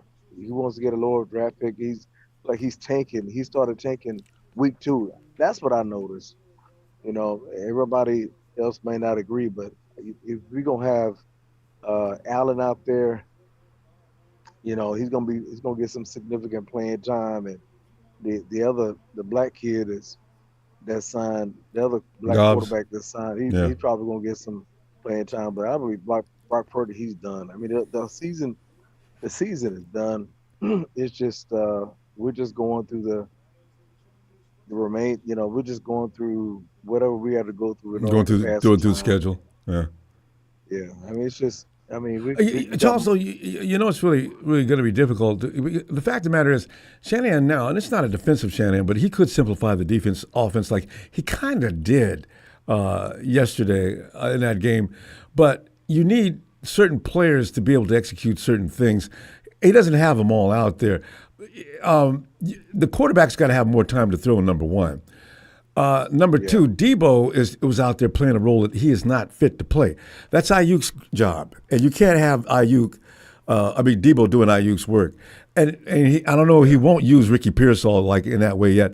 So Kyle's whole thing now is I'm trying to work with what I got, but what I didn't anticipate is having what I got now. I ain't ready to work with that. So we did a couple of things yesterday. That little cute. I don't even know what to call that play where they was throwing the ball back and forth, and that it actually worked. And then no matter what we did, they couldn't stop with the flags. So I'm looking at the whole thing. No matter what he called as a play, it wasn't going to work. But the team doesn't want to play for Kyle You think anymore. so? The team is tired. The team is they're down. They're not motivated. They know Kyle is giving up. The energy in the locker room is Okay, well, how about George negative. Kittle? How come George Kittle got that touchdown? Well, He's the only- that's what he does. I mean, this is the thing. A lot of those guys don't have any capability. They're okay, which another thing is, don't be bringing people over here and keeping them on the team if they can't help us, because there will come a time when they got to get out there. So the guys out there that are just dropping the ball and getting penalties and things like that, this is what they probably did before they even came to us. So I don't know. Kyle didn't want to lose, and I could tell. But when he got mad, that was an extreme show of emotion. It's killing him losing. He ain't used to that. Yeah, I mean, it's the team is deflated. I mean, Tired of losing. When your defense is getting run like we were getting run on yesterday, I mean, it's indicative. I mean, we still have pretty good defensive tackles, and One left with a concussion. I still can't understand why we were getting run on the way we were. I mean, Fred Warner was in the game. It was just like, what are we missing? Fred was sitting back in defense most of all. Remember, you got Devondre Campbell out there. That's why Fred and Dre made such a good team combo. Fred could sit back and play the pass, and boy, Fred could play that pass. You and I both know that. Meanwhile, Dre is up in front of him, tearing up everything in his area. No Dre. You got Devondre Campbell pretending to be Dre. That doesn't work. Yeah. And we have too many super guys that when they go down, it just impacts everything they do. It's a shame. Yeah. But Winters should be playing. Oh, agreed. The Winters, he played a little bit yesterday, but yeah, he did. He needs to take Campbell's spot. He's got fire under him. Devondre he needs to be out there more. He needs to be out there more, but and he ain't gonna get out there as long as Devondre. They got to pay Devondre as much money as they do. But fam, we got to pull up. I'll tell you what I'm going to do though, Charles. It's fun hearing from you these days. Now that the Debo's got, I was hoping you wouldn't be hiding. Charles, I'll be back this week looking for you, man. Okay, all right. Well, you have a good night, Ronbo. You too. Happy Thanksgiving, fam. All right, Charles. All right. Night, fam. All right. Yes. Yeah. And also, Frost, whatever your name is. Yeah, we sound like the Cowboys. Anytime you're on the verge of winning 6 Lombardis, we can talk to people like yourself like we do. Accept that. That's the way it is. Hey, Bethel. Hey, what's up, Rumble? Bethel, you sound like Christian McCaffrey. Is that you, Christian? Don't be depressed. No. It'll be all right. We'll be, like Humpty Dumpty sat on the wall, right? Humpty Dumpty had a great fall. We're going to put all the pieces back together. I mean, not this season, I don't think, though. It all depends on the players, because the players, a lot of players have to step up and have to do a lot better, and that's the thing about when certain people are doing their hardest to try to win the game or try to do something, and other people are not doing their job and not doing the stuff that they're supposed to be doing, then, that kind of unmotivates certain people sometimes. I agree. And, it's the same when you're doing good and you do stuff that, pumps you up to do better. It's the same thing when, you do bad. When you do worse, y'all like, oh, come on, we barely did something right, and you had to go and mess it up. Like, they're not used to this. They don't know how to act.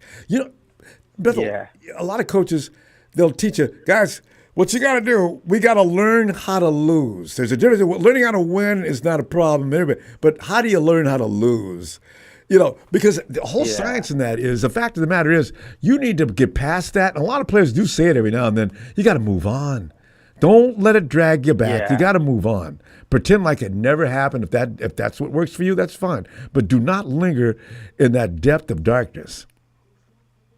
Yeah. And that's what some other players have to do. They have to, hey, you know what? Erase this play, next play, let's do better. Let's do something. Get over wins and losses the same way. Celebrate it and keep moving past it. Don't dwell. Or else Debo needs to do what I used to do. I used to play football in the cold. But when you catch that ball, it hurts as hell. But the ball weighs like 50,000 pounds, and your hands are not already cold, and when it just stings. Oh, it stings. Yeah, and then when in the summer or when in the rain or whenever you are playing football, you're gonna catch that ball because it's not gonna hurt the way when it's cold. It makes a big difference. They have gloves now. They got some high-tech equipment. But it's so funny because most players say they can't catch with gloves. Now, they can't feel the ball properly. So they got to redesign that glove. We got to go back to the drawing board and design gloves that players have full sensitivity in their hands. Because if I can't feel the ball when I catch it, there's going to be a problem with that. As we know, Brock Purdy can't play quarterback with those gloves. So, Yeah, and one thing I didn't like that actually Kyle said that he said that he's not the one putting the players in. Somebody else is doing that. Kyle, he always says that. Yeah, Bobby Turner. I'm all like, is supposed to be. Supposedly. Like, how are you going to call plays? And you don't know who's coming in. You're thinking certain people are in there and certain people are out. Like, Kyle does pass the buck. He rarely throws any of his players under the bus, but he will pass the buck. Oh, yeah. No, I ain't. Remember Dante Pettis? Pettis hadn't gotten but 3 snaps in 2 weeks. And somebody asked Kyle about that. Kyle says, really? I didn't know about that. We'll have to make a change. I lost and stopped laughing. I said, God, you BS. What do you think we're stupid? You know that. You knew. Yeah. And next thing you know, Pettis is out of here. See, that follows. No, and then plus, I think what the Niners have planned is, do what you can with Debo this year, and if it doesn't work out, for next year, you don't have to pay him. You don't have to do nothing.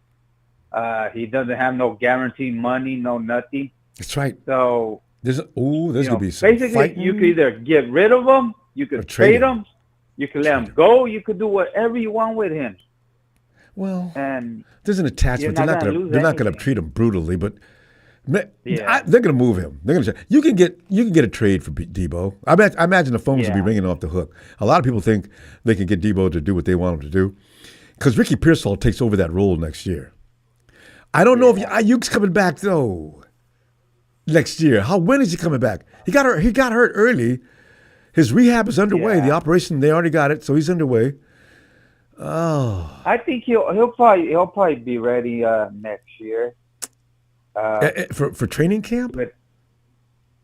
With the technology that people have, like I remember I know, whenever right? Rodgers hurt himself, and who would have thought he would be throwing in that leg and doing all what he's doing, and they're like, "Is this guy crazy? Why is he doing that?" He's really in New broke York his where it's leg not that long cold. ago. Yeah, I know. I saw that. Yeah. So, But I see next year don't know how Pearsall. people's bought. Yeah.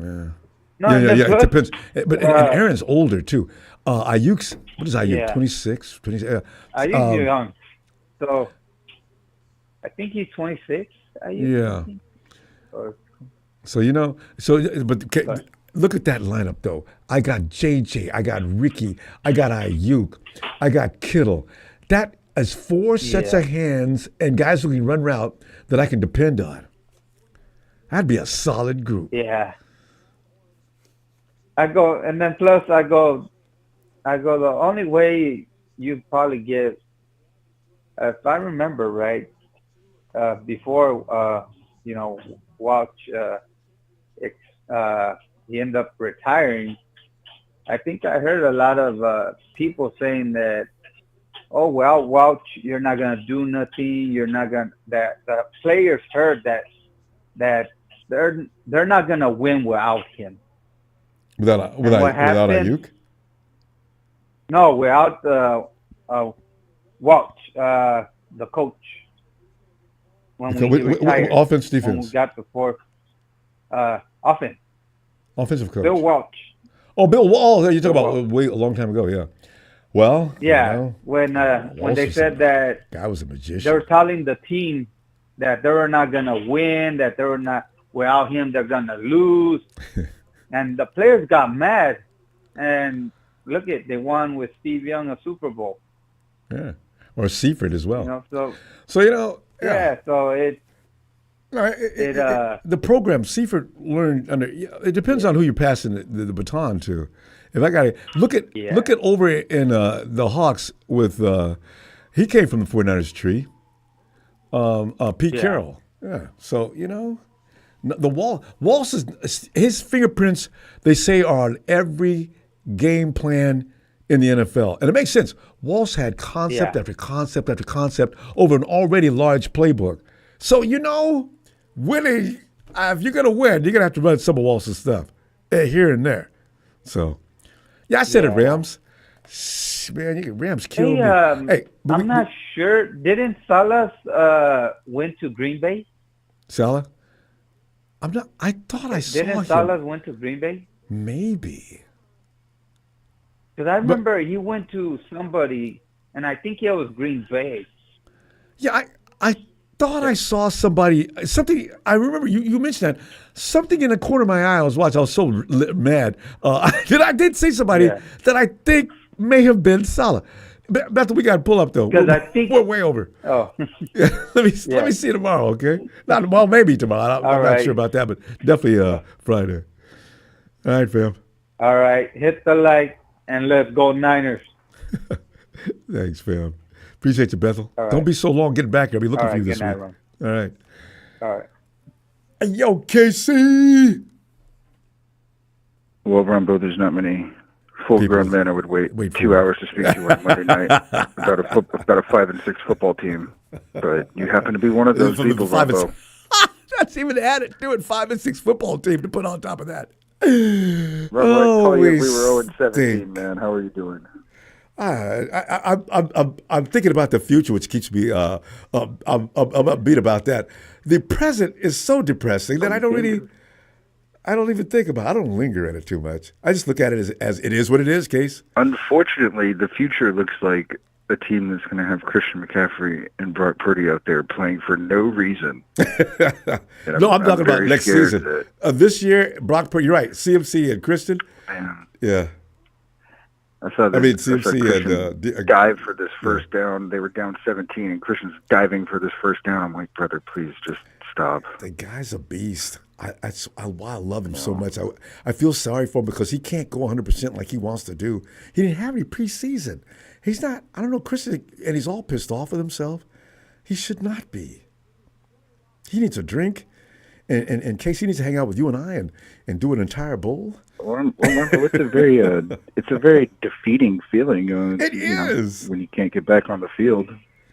And when you do, you're not. For Christian, he's angry. He wants a quick fix. Well, he's not going to do it. He's a tough guy, but man, this is the thing. He's got to. Oh man. So but I think know. Ultimately it comes down to all three facets of the team are not clicking: special teams, defense, and offense. Special teams. What a joke. 87-yard run back, and we got to bring that back because of a flag. What are you? Yeah. How did you make that mistake right about now? And what are you doing way back down this part of the field holding when Debo's already out of this area? God. Oh. Yeah, and the offensive line not clicking. Throwing Puny out there at left tackle was tough. And he's hurt right now. He's got to show. He may not play. Can you imagine no Pony this weekend against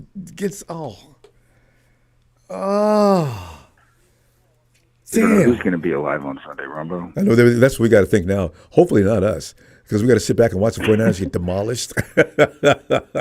In Buffalo. Yeah, Ronbo, I've never heard Greg Papa so angry, actually. Well, because it was just stupid football. God. Oh, man. He was really upset, Ronbo. I don't think I've heard him that angry before. And did you ever see Kyle get that angry before? I've never seen. I saw all his teeth. It's just different with Greg. It sounded so helpless. Like he was like just sad. Doing this commentary. Game. I mean, the Packers were there to be beaten, and he's usually so fiery. Yeah. So to hear him just sound so down. I don't know. Maybe that's what happens when you go from a Super Bowl. Maybe they beat to Buffalo, and maybe they win 6 games. Oh. But it's pretty much a 1% chance of them doing that. So maybe 2%. We're not beating Buffalo, but the one thing I do want is beat them friggin' Rams. So tired of them thinking they're good. So if we don't win any other game between now and the end of the season, and Case, this has happened before. Remember the time we only won 2 games that season, and the only 2 games was the ones we played against them friggin' Rams. I'll never forget that as long as I live. We were 2-14, and the 49ers still the 2 games they won twice, against. Actually. Yes. Yeah, not just once, but twice. And wasn't Frank on the team? Cap, I think. Was on. Cap was a quarterback. Because I think Frank was there for both of those. Oh yeah, Frank. Oh no, Frank Gore. Yeah, Frank. Yeah, he was. Yeah, that's pretty insane. No, it's like that's why I get a kick out of Rams on Santa Clara. Every last one of us could use that for Monica. No, that's a mistake. 49ers own SoFi, period, and always have. That's what I'm saying. You got zero room to talk like that. We did Rudy a number yesterday on Next Week. You're delusional. Yeah, that's why you I want need to medication. Debo, What are you talking about? You're 5-6. You got the same record as we do. You're nobody, and you always are that way. That's what you guys do. You lose. You had 1 year. Ooh. Well, we got past you guys. Yeah, you did, didn't you? 7 years. Are we talking years. about the Rams right now, brother? No, I'm through. Go ahead. The Rams are, God, they're really unreal. Remember, I don't know if I've ever heard you so frustrated before. Well, because they don't accomplish anything, but they're still talking louder and more often than anybody else. The Hawks weren't as silly as the Rams. At least they were winning the Super Bowl. They won 2. No, wait. Did they win 2? They almost won 2. Wait, Casey, did they win 2? No, Malcolm Butler stopped that. Oh, they almost won 2, yeah.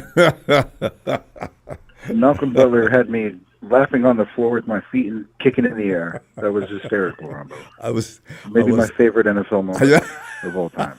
You and me both. I was delighted that day, too. I couldn't believe they did. I'll never forget where I was, literally on the ground laughing. Richard Sherman's face. Wonderful. That's what I didn't like, Richard Sherman. But I love Sherman now, but that was such funny. good karma, Ronbo. Such good karma, man. You know, Ronbo, I've seen my dad cry twice in my lifetime, man. It was when his mom died and when the 49ers lost the 2013 NFC Championship.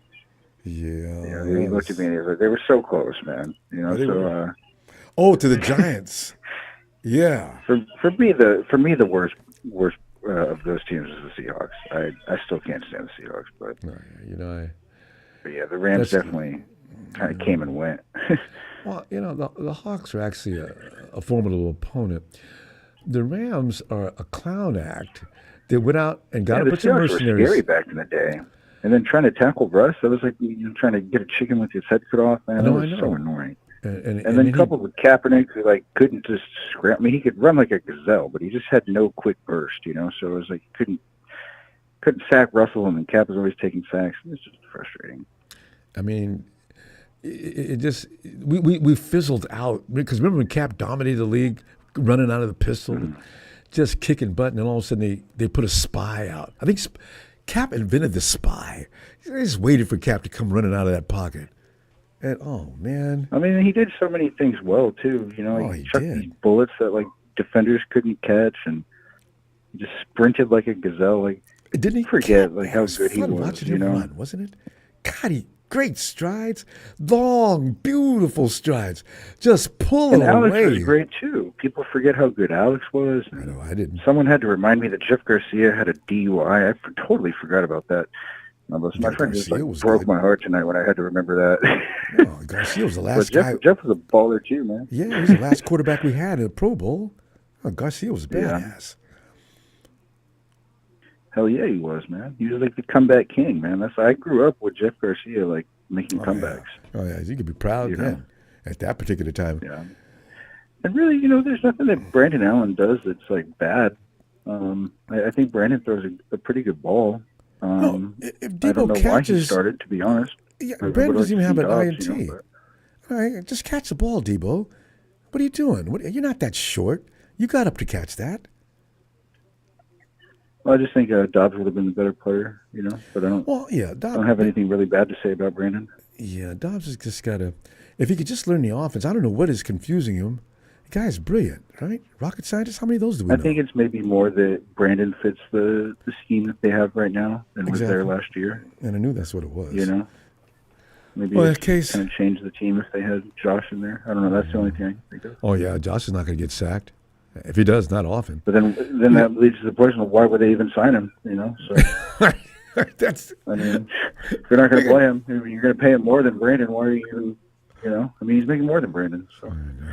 We gotta go, Case. I'm gonna I see tried to you. keep it calm tonight, Ronbo, but you sound pretty calm to me. You gotta calm down a little bit more. All right. Well, Case, happy Thanksgiving. Let me see you this weekend. Happy Thanksgiving, Ronbo. Yeah, man. Thanks, I got the Lions win the Super Bowl now. So that's a good bet too. No, really. Yeah. Put some money on that right now. They look invincible. All right, fam. Case, have a great night, fam. And we go out now to Tennessee, where the Papa Dragon is waiting. Pop. What up? I am willing to bet my houses that Detroit doesn't win. Yeah, because they're still Detroit. But in NFC, who's going to stop them? Not even that. I think that the AFC is more competitive. Oh yeah, I think that they have better. I think they have better quarterbacks. They have better defenses in that side of the football world. And I think that when you into the playoffs, things are a lot different. So I think the better team will come out of the AFC this year. No matter who it is, they're going to face a top-notch quarterback and a top-notch defense and a top-notch coaching staff. Yeah, and well, that's a good combination. All of Campbell's accolades, if he deserves it, and he's good, but he just doesn't strike me as that dude that is going to be outwitting some of those coaches over there. I'm sorry. Especially I just the don't Chiefs. see it. I just don't see it. It could be the Chiefs. It could be the Bills. It could be the Ravens. It could be the Steelers. I don't see it. You know what, though? Against the Bills, actually, that could be a matchup issue for the Bills. If you're going to run a lot like they do, that could be an issue for the Bills. But maybe not. Mm-hmm. And one thing Detroit will do, they will run you off the field. My God, that tandem is vicious. But go ahead. Yeah, but remember, playoff football, you don't get to run a lot. Go up a notch. And I will tell you this. If the 49ers do make the playoffs, they're going to be one team that you don't want to face. Because they know, they know how to turn it on. Yeah, that would mean they came back together. And if they get healthy, and they play, 49 football in the playoffs, all of a sudden. Yeah. All of a sudden, no, you're right. They're not coming out till the NFCCG. That's a good point. Yeah. Remember, there's several teams that came in as wild cards and they're completely under radar and they won the Super Bowl. Giants, beating the undefeated New England Patriots. Heck yeah, Mike Shanahan and the Denver Broncos were 9-7 the first year they won the Super Bowl. No one was talking about them. What the Giants 8-9 that year, or 8-7, whatever the math is. They were 9-7. I'm not sure. I just know that no one was thinking the Giants were going to win the Super Bowl. So the point I'm trying to make is, if there's one team in the NFC that knows what it's like to play the AFC really top-notch teams and lose by 2 or 3 points, it is actually the 49ers.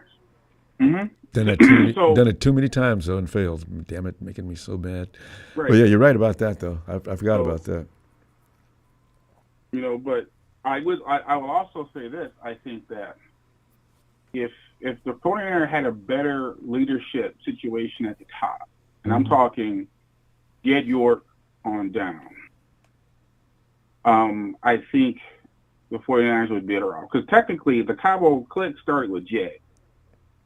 And Jed was the one last year that was basically like, hey, I think the season is successful if we get to the NFC Championship. And I've never heard an owner say that. And he should not be saying that publicly. Not even Jerry Jones. Yes.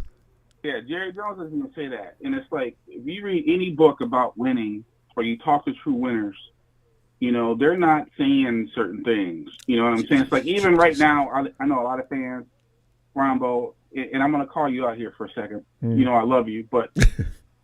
sitting there saying, I hope we don't get in. I do. Saying that kind of shit, you might as well just take Joe Montana off your wall. Take him off your wall. No, baby. I mean, because that's not. I just want to defend my position, though. On your wall, dog. I know. You're right. That's not what winners do. No. That's not what winners do. They're losing right now because they've lost that key component of the psychology of winning, and that is playing to win the game. Going out there and being selfish and saying, I'm going to make a play. I'm going to make a play. I'm going to make a play. And that's what's happening right now. How many plays did they not make in the last game? Ask that question and compare that to how many plays that the Packers did make. And that's why you lose games. You drop in interceptions. You're missing blocks. You're having penalties. A lot of that is self-inflicted. You see what I'm saying? And I do think that Kyle Shanahan's doing too much. It's like, it's Kyle Shanahan versus an offensive coaching staff. And what I mean by that is, like, right now I'm watching the Chargers play the Ravens, and I can't even recognize the Chargers. And they're supposed to be worse than last year, and Jim Harbaugh's got these boys flying around believing they can win. Mm-hmm. Right? No arrogance there. These guys are just fighting for every inch. I agree. And that is the psychology and that's what Harbaugh's good for. winning. He can make players play. That's psychology winning. Yeah. Right. That's when I stopped being a 49er fan. I stopped being a 49er fan, I think, when they fired Harbaugh. And I said, you know what? I'm no longer a fan. I'm not going to be getting all upset and not anymore, because it's like as much passion as you put into things, you still can't control the outcome of what the team is made of. The Yorks do. And that's up to them. And I'm not the person, I've never said on this channel that Kyle Shanahan needs to be fired. I never said that. But he does need to be checked. He needs to be checked, and you don't let players or coaches go if they have value. And that's the 49ers' fault. You just can't keep letting your coaches walk out of there. Yeah, I know. Everybody's not your friend, Kyle. I think he got those people to sign, promising them they'd be attractive to other teams and they'd be able to move up the ladder. Well, Kyle, why do you do that? You got a good coach.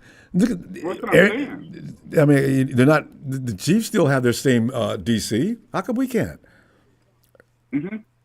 Well, it goes back to extending people, giving people big contracts. It goes back to trying to establish a line of succession. It goes back to just winning football and not being arrogant, not thinking that your system is going to make up for the shortcomings of everything else. And that's the problem. It's like right now, everybody can't run their system the same. Exactly. That's what I was just talking about. And then fans overinflate it. They'll overinflate how strong the team is. We'll overinflate how good a player is. We've overinflated that. And then when you overinflate it, you get what you get. When the reality is that no one had that year 2 years ago like Debo had, and no one will have that again. And I said, as soon as he had that year, that's not going to happen again. When Colin Kaepernick came in and had that incredible year, I was like, no one's going to have that again, because now the NFL is going to figure that out. So what are you going to do now? And that happens over, and it's a cycle. It happens every time too. Bob, we do have to go. Great. And again, you be calling out. I feel ashamed. You hit the mark. I had no business, but I mean, I just don't want to get embarrassed. It's a selfish way to feel. It's not embarrassing. It's not embarrassing to compete and win, and it's not embarrassing to leave your mark on the football game. It's that simple. And if the 49ers, what if they do run the table? What if they do it? Then I'm gonna say, Pop told me before Thanksgiving to take Joe Montana down. You're not a real faithful. You're sitting up there saying things like you don't want to see your team in the playoffs. And I ain't going to deny it. If we get called out on, I'll be delighted. I'll say, well, I was a damn fool. And I want to apologize publicly to everybody who was offended. But there's two fans. The fans that are emotional about stuff start thinking about the draft. They can have the number one pick in the draft. And when have we ever been like the kings of the first round? I'm not even with that. I'm on an offensive Look at the team right now. Bob, we got to go. Team right now. I know. You had one last year. All right, Ronbo. It didn't. All right. All right, fam. Appreciate you, Bob. Your brilliance. I needed to be checked down on occasion, at least 3/4 of the time. Thanks, shout out to everybody, man. Shout out to everybody. What's going to happen is going to happen. We'll get there. Yeah, there it is. Appreciate you, fam. Man. You're my best. All right, man. You got you. To the Dragon Clan. I'll talk to you shortly. Happy Thanksgiving. You got it. Yeah. I may have said that for the last time, but I just want to clarify my point, though. I just didn't want to see the 49ers go in there because I love my team. You love your team. We love our team. I didn't want to go in there and they weren't ready to play it. If they're going in there like they always do, ain't no team going to stop the 49ers from getting to the NFCCG. Now, what happens after that, I don't know. But for all these rinky-dink wannabe NFC clubs that think they can stop us, wasn't going to happen, ain't going to happen, Yeah, we got you. Yeah, well, yeah. I had to have a quarterback with a bad shoulder, a bad hand. I had to have one of the greatest left tackles in the game dragging his foot up and down the sidelines. I had to have Kwaski T. You guys had to have so many things to win that game, and you know damn well that's true. That's the only reason you got your one trophy while you're disqualifying the 49ers trophy before 2000. You guys are clowns. I mean, straight up clowns. You know, Ram fan. Steven, come on in.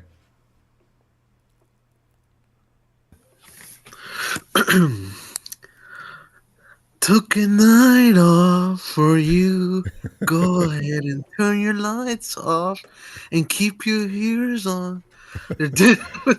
Steven's a rock star. You do, Ronbo. Steven doing all right. You know, it's just we haven't had this kind of season in a long time. It's kind of crazy. It's kind of traumatizing to one little bit. But now that I realize we're in week 13, this season is what it is. But anything more to say about yesterday's ball game? I mean, this is tonight, Monday Night Raw. Get it off your chest. Say whatever you need to say to make yourself feel better and share with us. And Bowman's over with Harbaugh, standing right next to him. But go ahead, Steven. Yeah, thanks, Ronbo, for passing me the mic again. Steven's got 2 more ballads he wants to sing. All right, go ahead. Sorry if I was pissed off yesterday because it was not a good day. You weren't by yourself. Yeah. But here we are, Ronbo. Week 13, or as I call it, Turkey Week. Oh, there's so many ways we could use that too, but we're not gonna do that. But go ahead. Yeah, but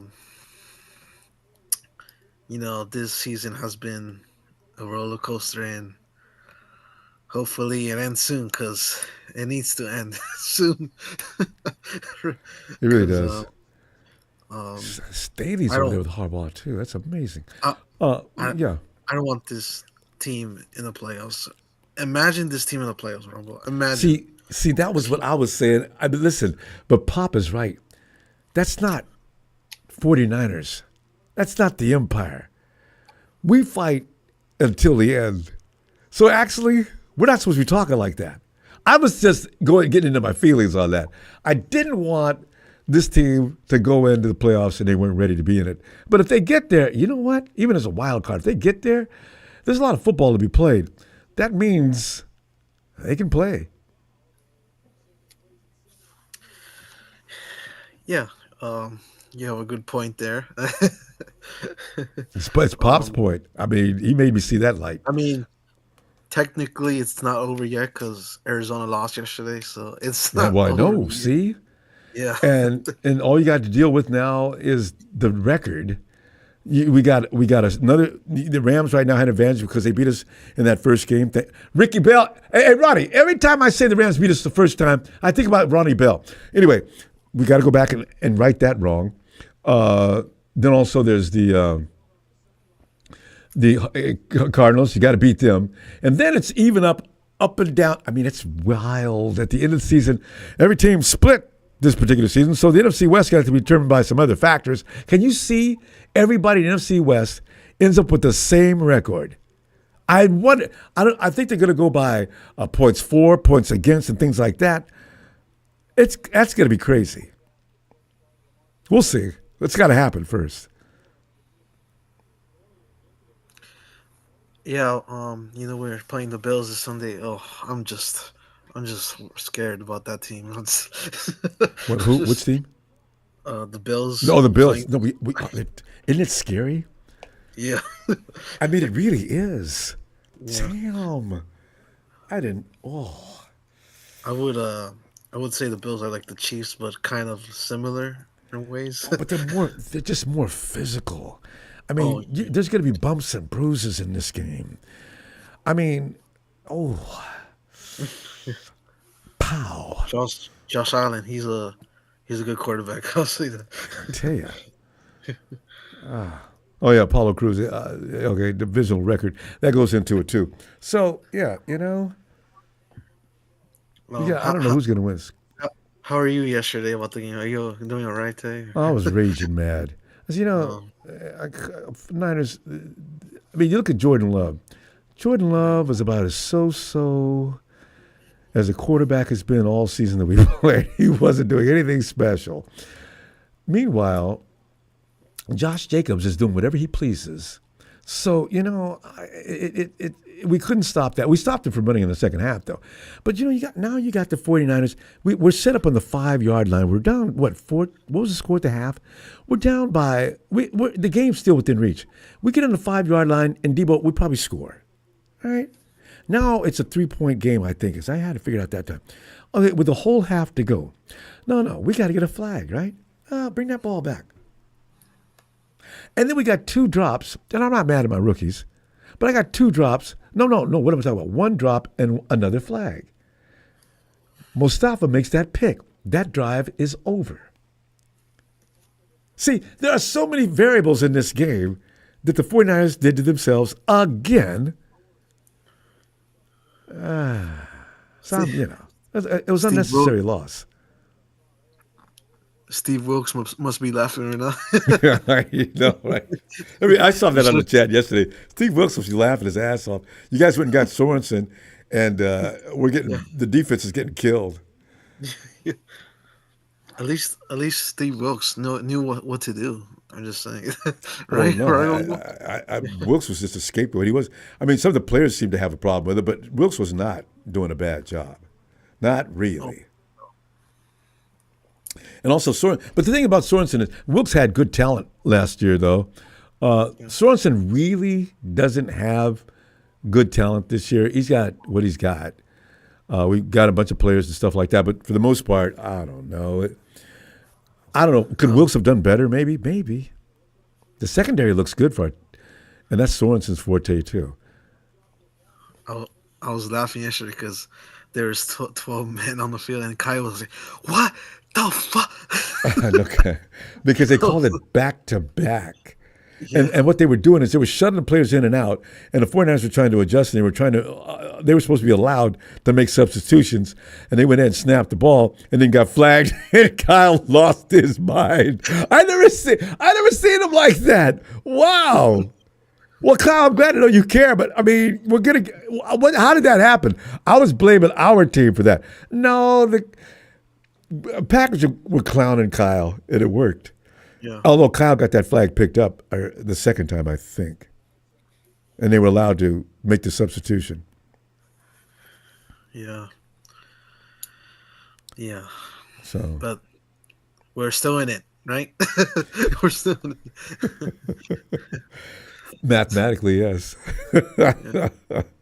Do we want to be? Don't answer that question. I tell you what. Hey, always great to talk to you, Stephen. I'll be back later in the week. Probably, I don't know about, I was thinking about tomorrow, but I think, I got Wednesday? Some other things I got to attend to during the week. So Friday for sure. Okay, then. So you won't be here on Wednesday? No, not this week. But this is the last Wednesday I missed. Actually, okay. For sure. Well, before I go, I would just want to say happy Thanksgiving, Ronbo. Hope you have a good time. Yeah. I'm gonna be with the family. Fun. Yeah. Enjoy watching football that day. I know, right? We got to watch the Cowboys again and Lions. Although it's for the first time, watching the Cowboys and Lions games is not as strange as it has been for years. Well, first of all, Dallas is America's team. I don't know what the reason for playing Detroit every Thanksgiving, though. I don't know. Anyway, just watch who they're playing is more fun. All right, fam. Happy T-Day. I just want to say, before I go, Ronbo, I just want to say, hope you forgive me. Never. All right, I'll see you Friday. Happy Thanksgiving, Ronbo. Steve's got a whole library of music. Thanks, Steven. See you Friday. All right. Tony, ATL.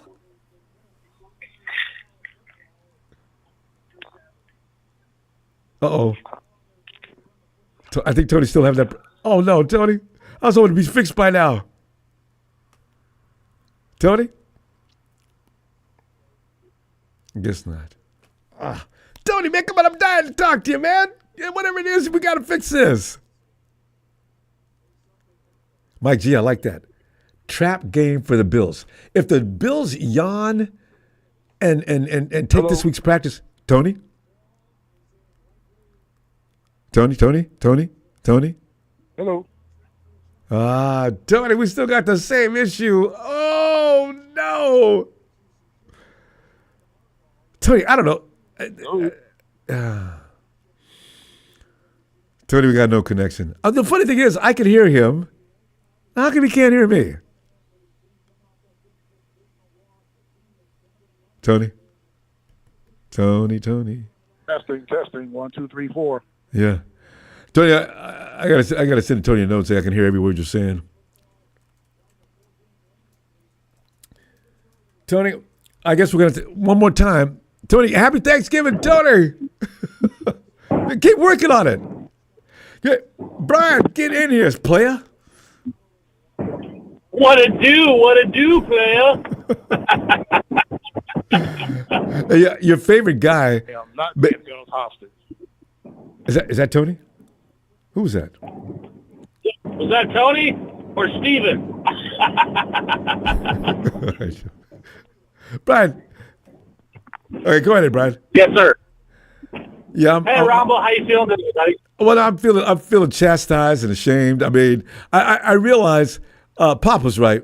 He called me out on my. I don't even want to see the 49ers in the playoffs this year. If we're going to back the truck in and unload it, we're driving in the front, and we're not driving in. So, but the kind of 49er fan says things like that. He's right. I want to go to the playoffs. And Brian, you and I both know if the 49ers do get in the playoffs, usually they come in and dominate the first two teams.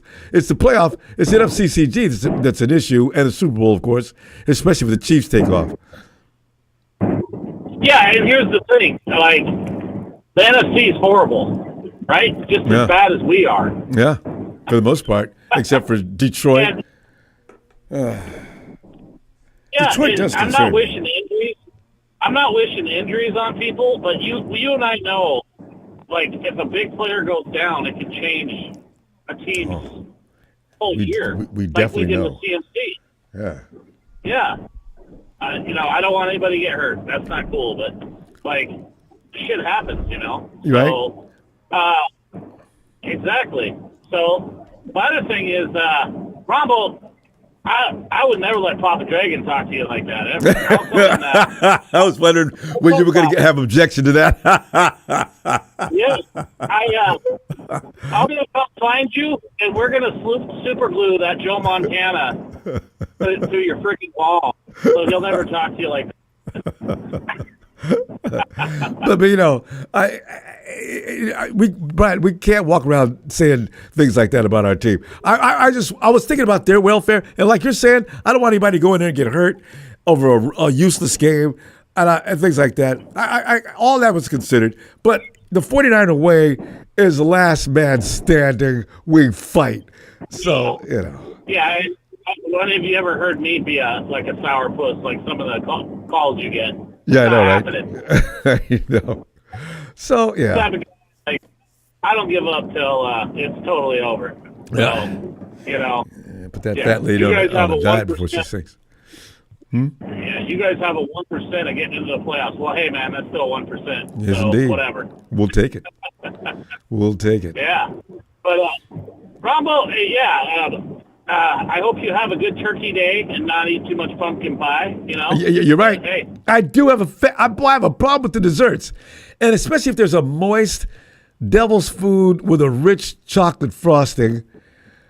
I have to usually be told, okay, before everybody, hey, watch the cake. Watch him. What? I'm just going to get a glass of, okay.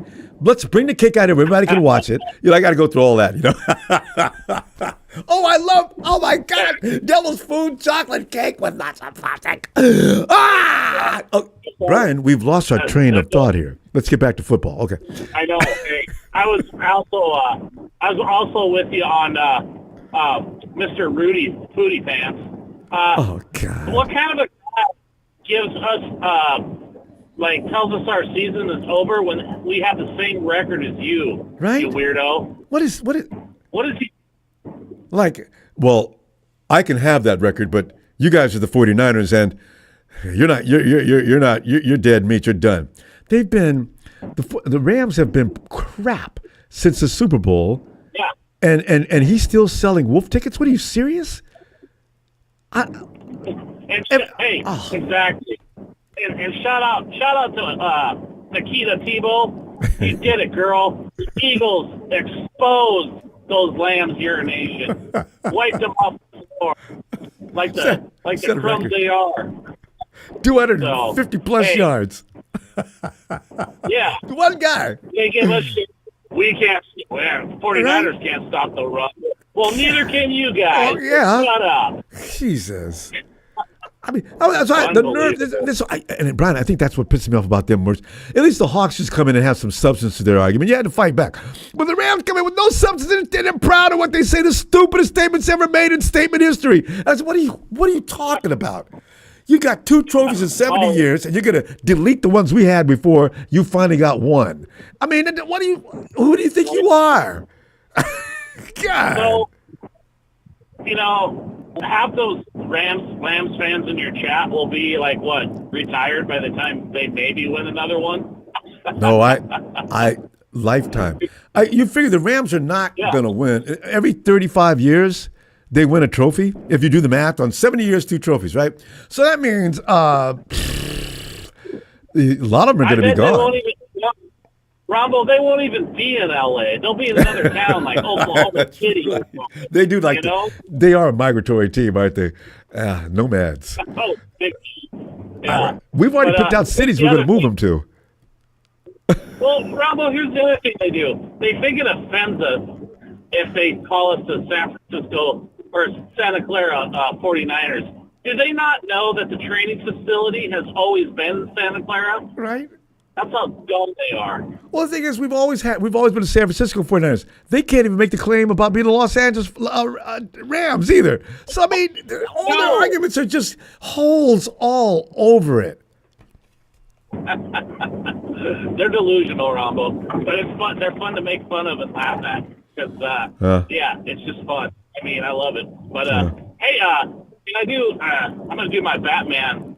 And where is the Big Show? Show made an appearance yesterday. He's at home watching his fight. I bet he was all just happy about old Kyle. No, Brian, I got to defend him on that, though. The show doesn't like to lose. It really pisses him off. Between Big Show and Jalen, those guys, they love the team to death, but they become angry young men. Ronbo, and Ronbo, you gotta tell those kids to quit listening to Grant Cohn. Grant Cohn is toxic. He divides the damn fan base. He's not a good dude. If I was Jed York, I'd pull his presser so fast. He's just talking. Every year he wants to fire, even when we were winning, like having great records, But man, I just don't understand the hate. It's so ridiculous. I don't have any comments about Grant, but I do say that Big Show and Jalen, they really do love the team. It's just that they and maybe they're influenced some by Grant. I don't because But the thing is, they have. We're talking about the glory days of the 49ers, but they can't, and they wonder what does it take for them to be able to say the same thing. They just got to hold on a little while longer because I just want to finish this though. The fact is, I don't believe Kyle Shanahan's going to lose forever. I really don't. No, I don't either. And it's just sad that they didn't get to see our team win 5 times like you and I have. Yeah. See, so, and that's why at this point, they're trying to understand the glory of being a 49er fan. And they can't have any, but we're going back and forth into the process, getting all the way to the front door, which, by the way, Rams, you have not equaled. Just saying it. Well, you ain't won a Super Bowl. Well, how about you guys? How about getting through the playoffs a few times more than the first round? Clowns? God. Well, the Rams are no different to me than Seattle. I mean, Seattle's got 1. Yeah, the Rams have 2, but are we really worried about those guys winning another 10 years? Ooh. I mean, seriously. No. Yeah. They're not. They're not. Unless they go out and buy another one like they did this time. Dumb Stafford is out of here in a year or 2. They got to draft a quarterback, Rombo. They give us so much credit about Purdy. That's why they know they don't have a Purdy like we do. I love the thought of it. I can't wait till they go on their quarterback search. You'll see what it's like then. We got to go, fam. Let me see ya. All right, Happy Thanksgiving. Probably shout out Friday. to everybody. And hopefully you get a hold of Tony. I miss hearing Tony on the line. So yeah, I know. Everybody have a good night. Yeah. Thanks, All fam. right. Night, Brian. And have a good Thanksgiving, everybody. Take You care. too. you glorious bee, you. Night, fam. Oh yeah.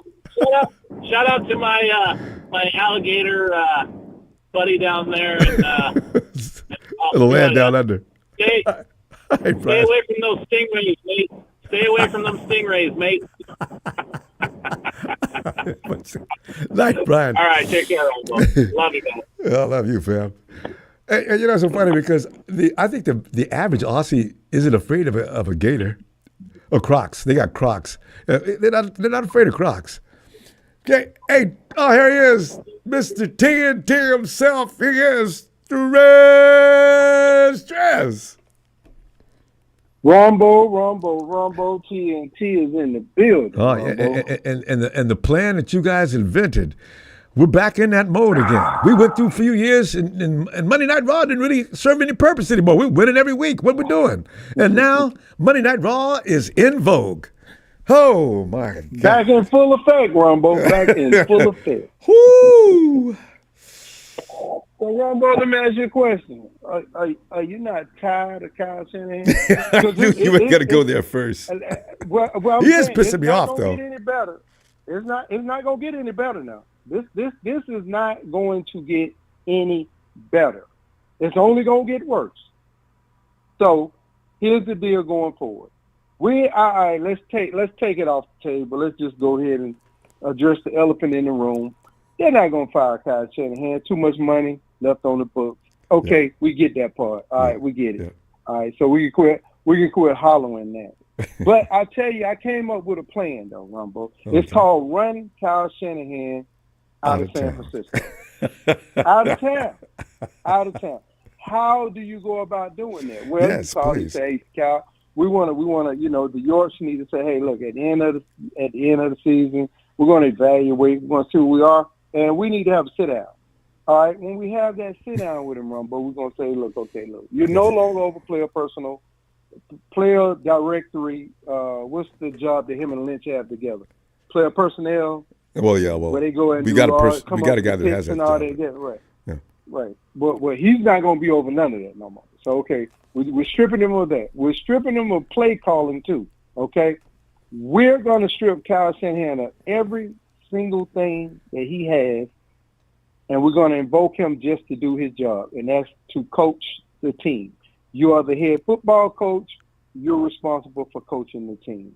There will be no more because basically he is the GM boss in the current situation it is now. He's John Lynch's boss. John Lynch is not his boss.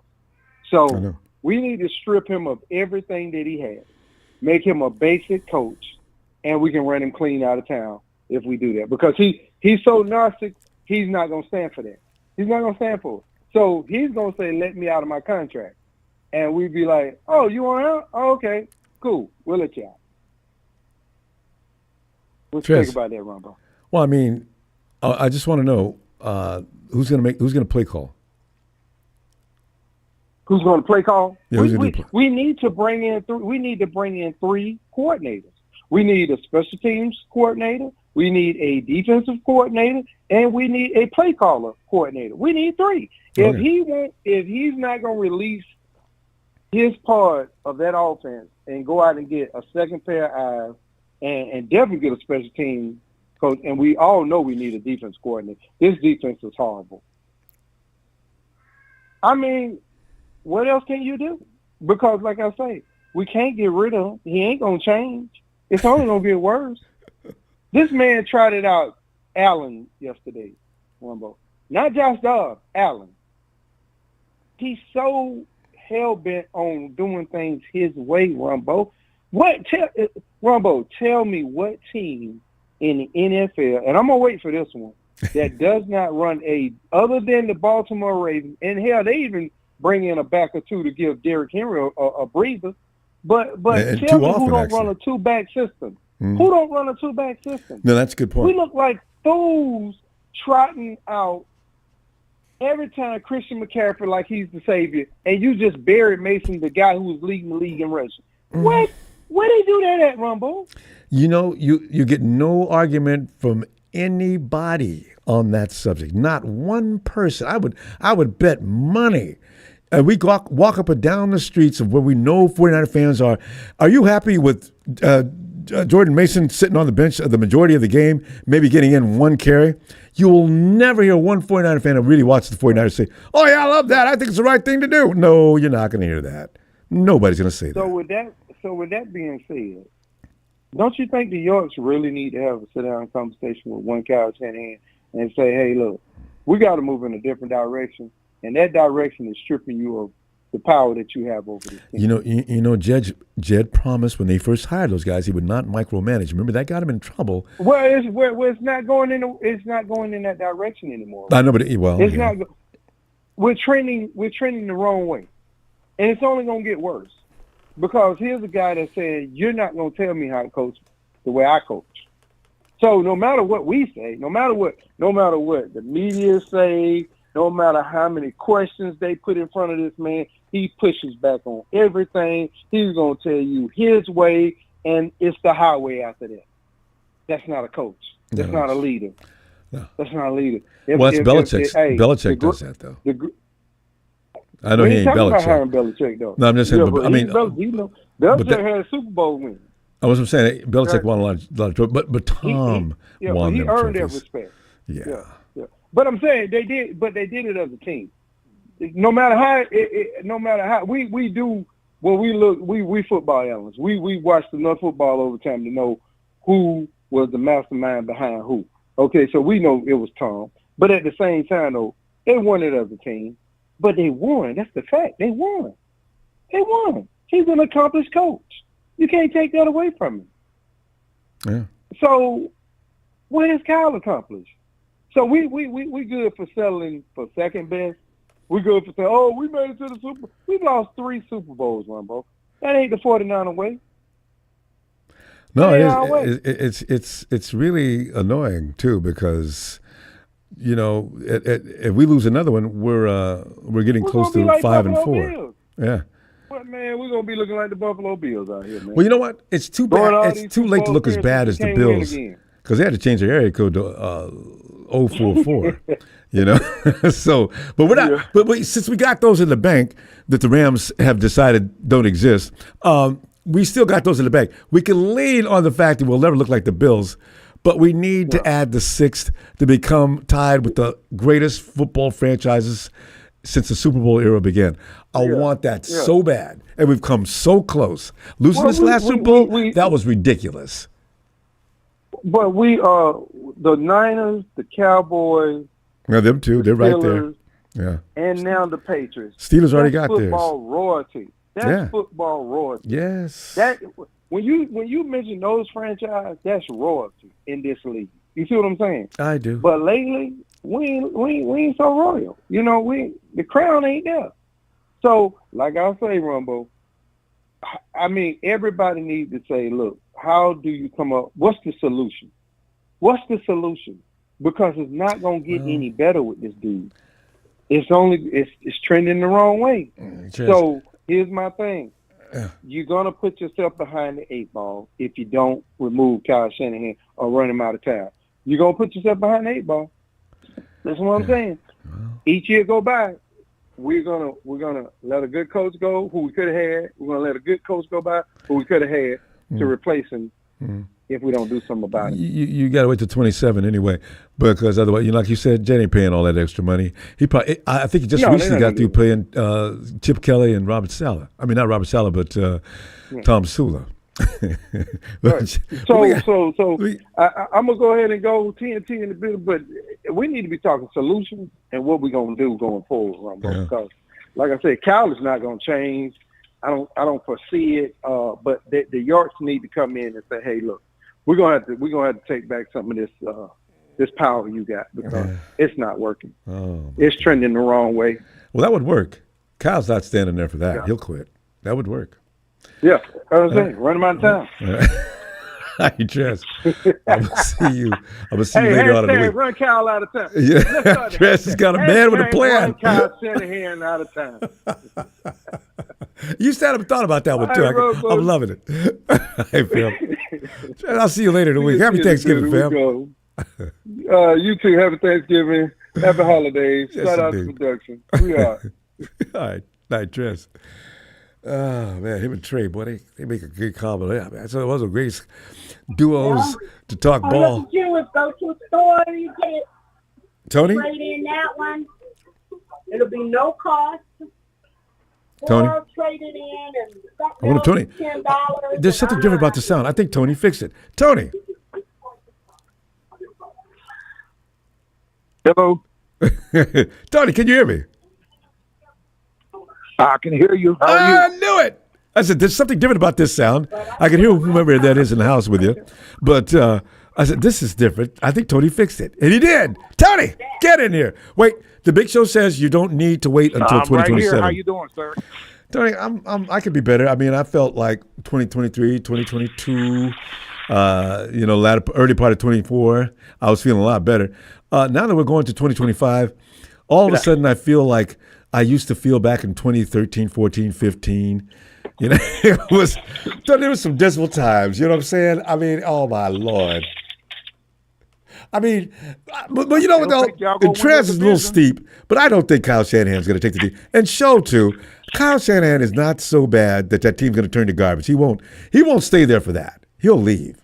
I can understand his type. So Ronbo, I ain't worried about it. Have you ever thought about?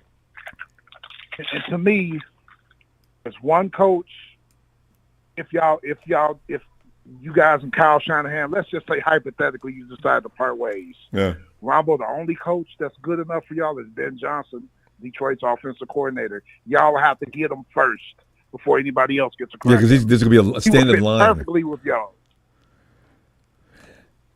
And he. Hello?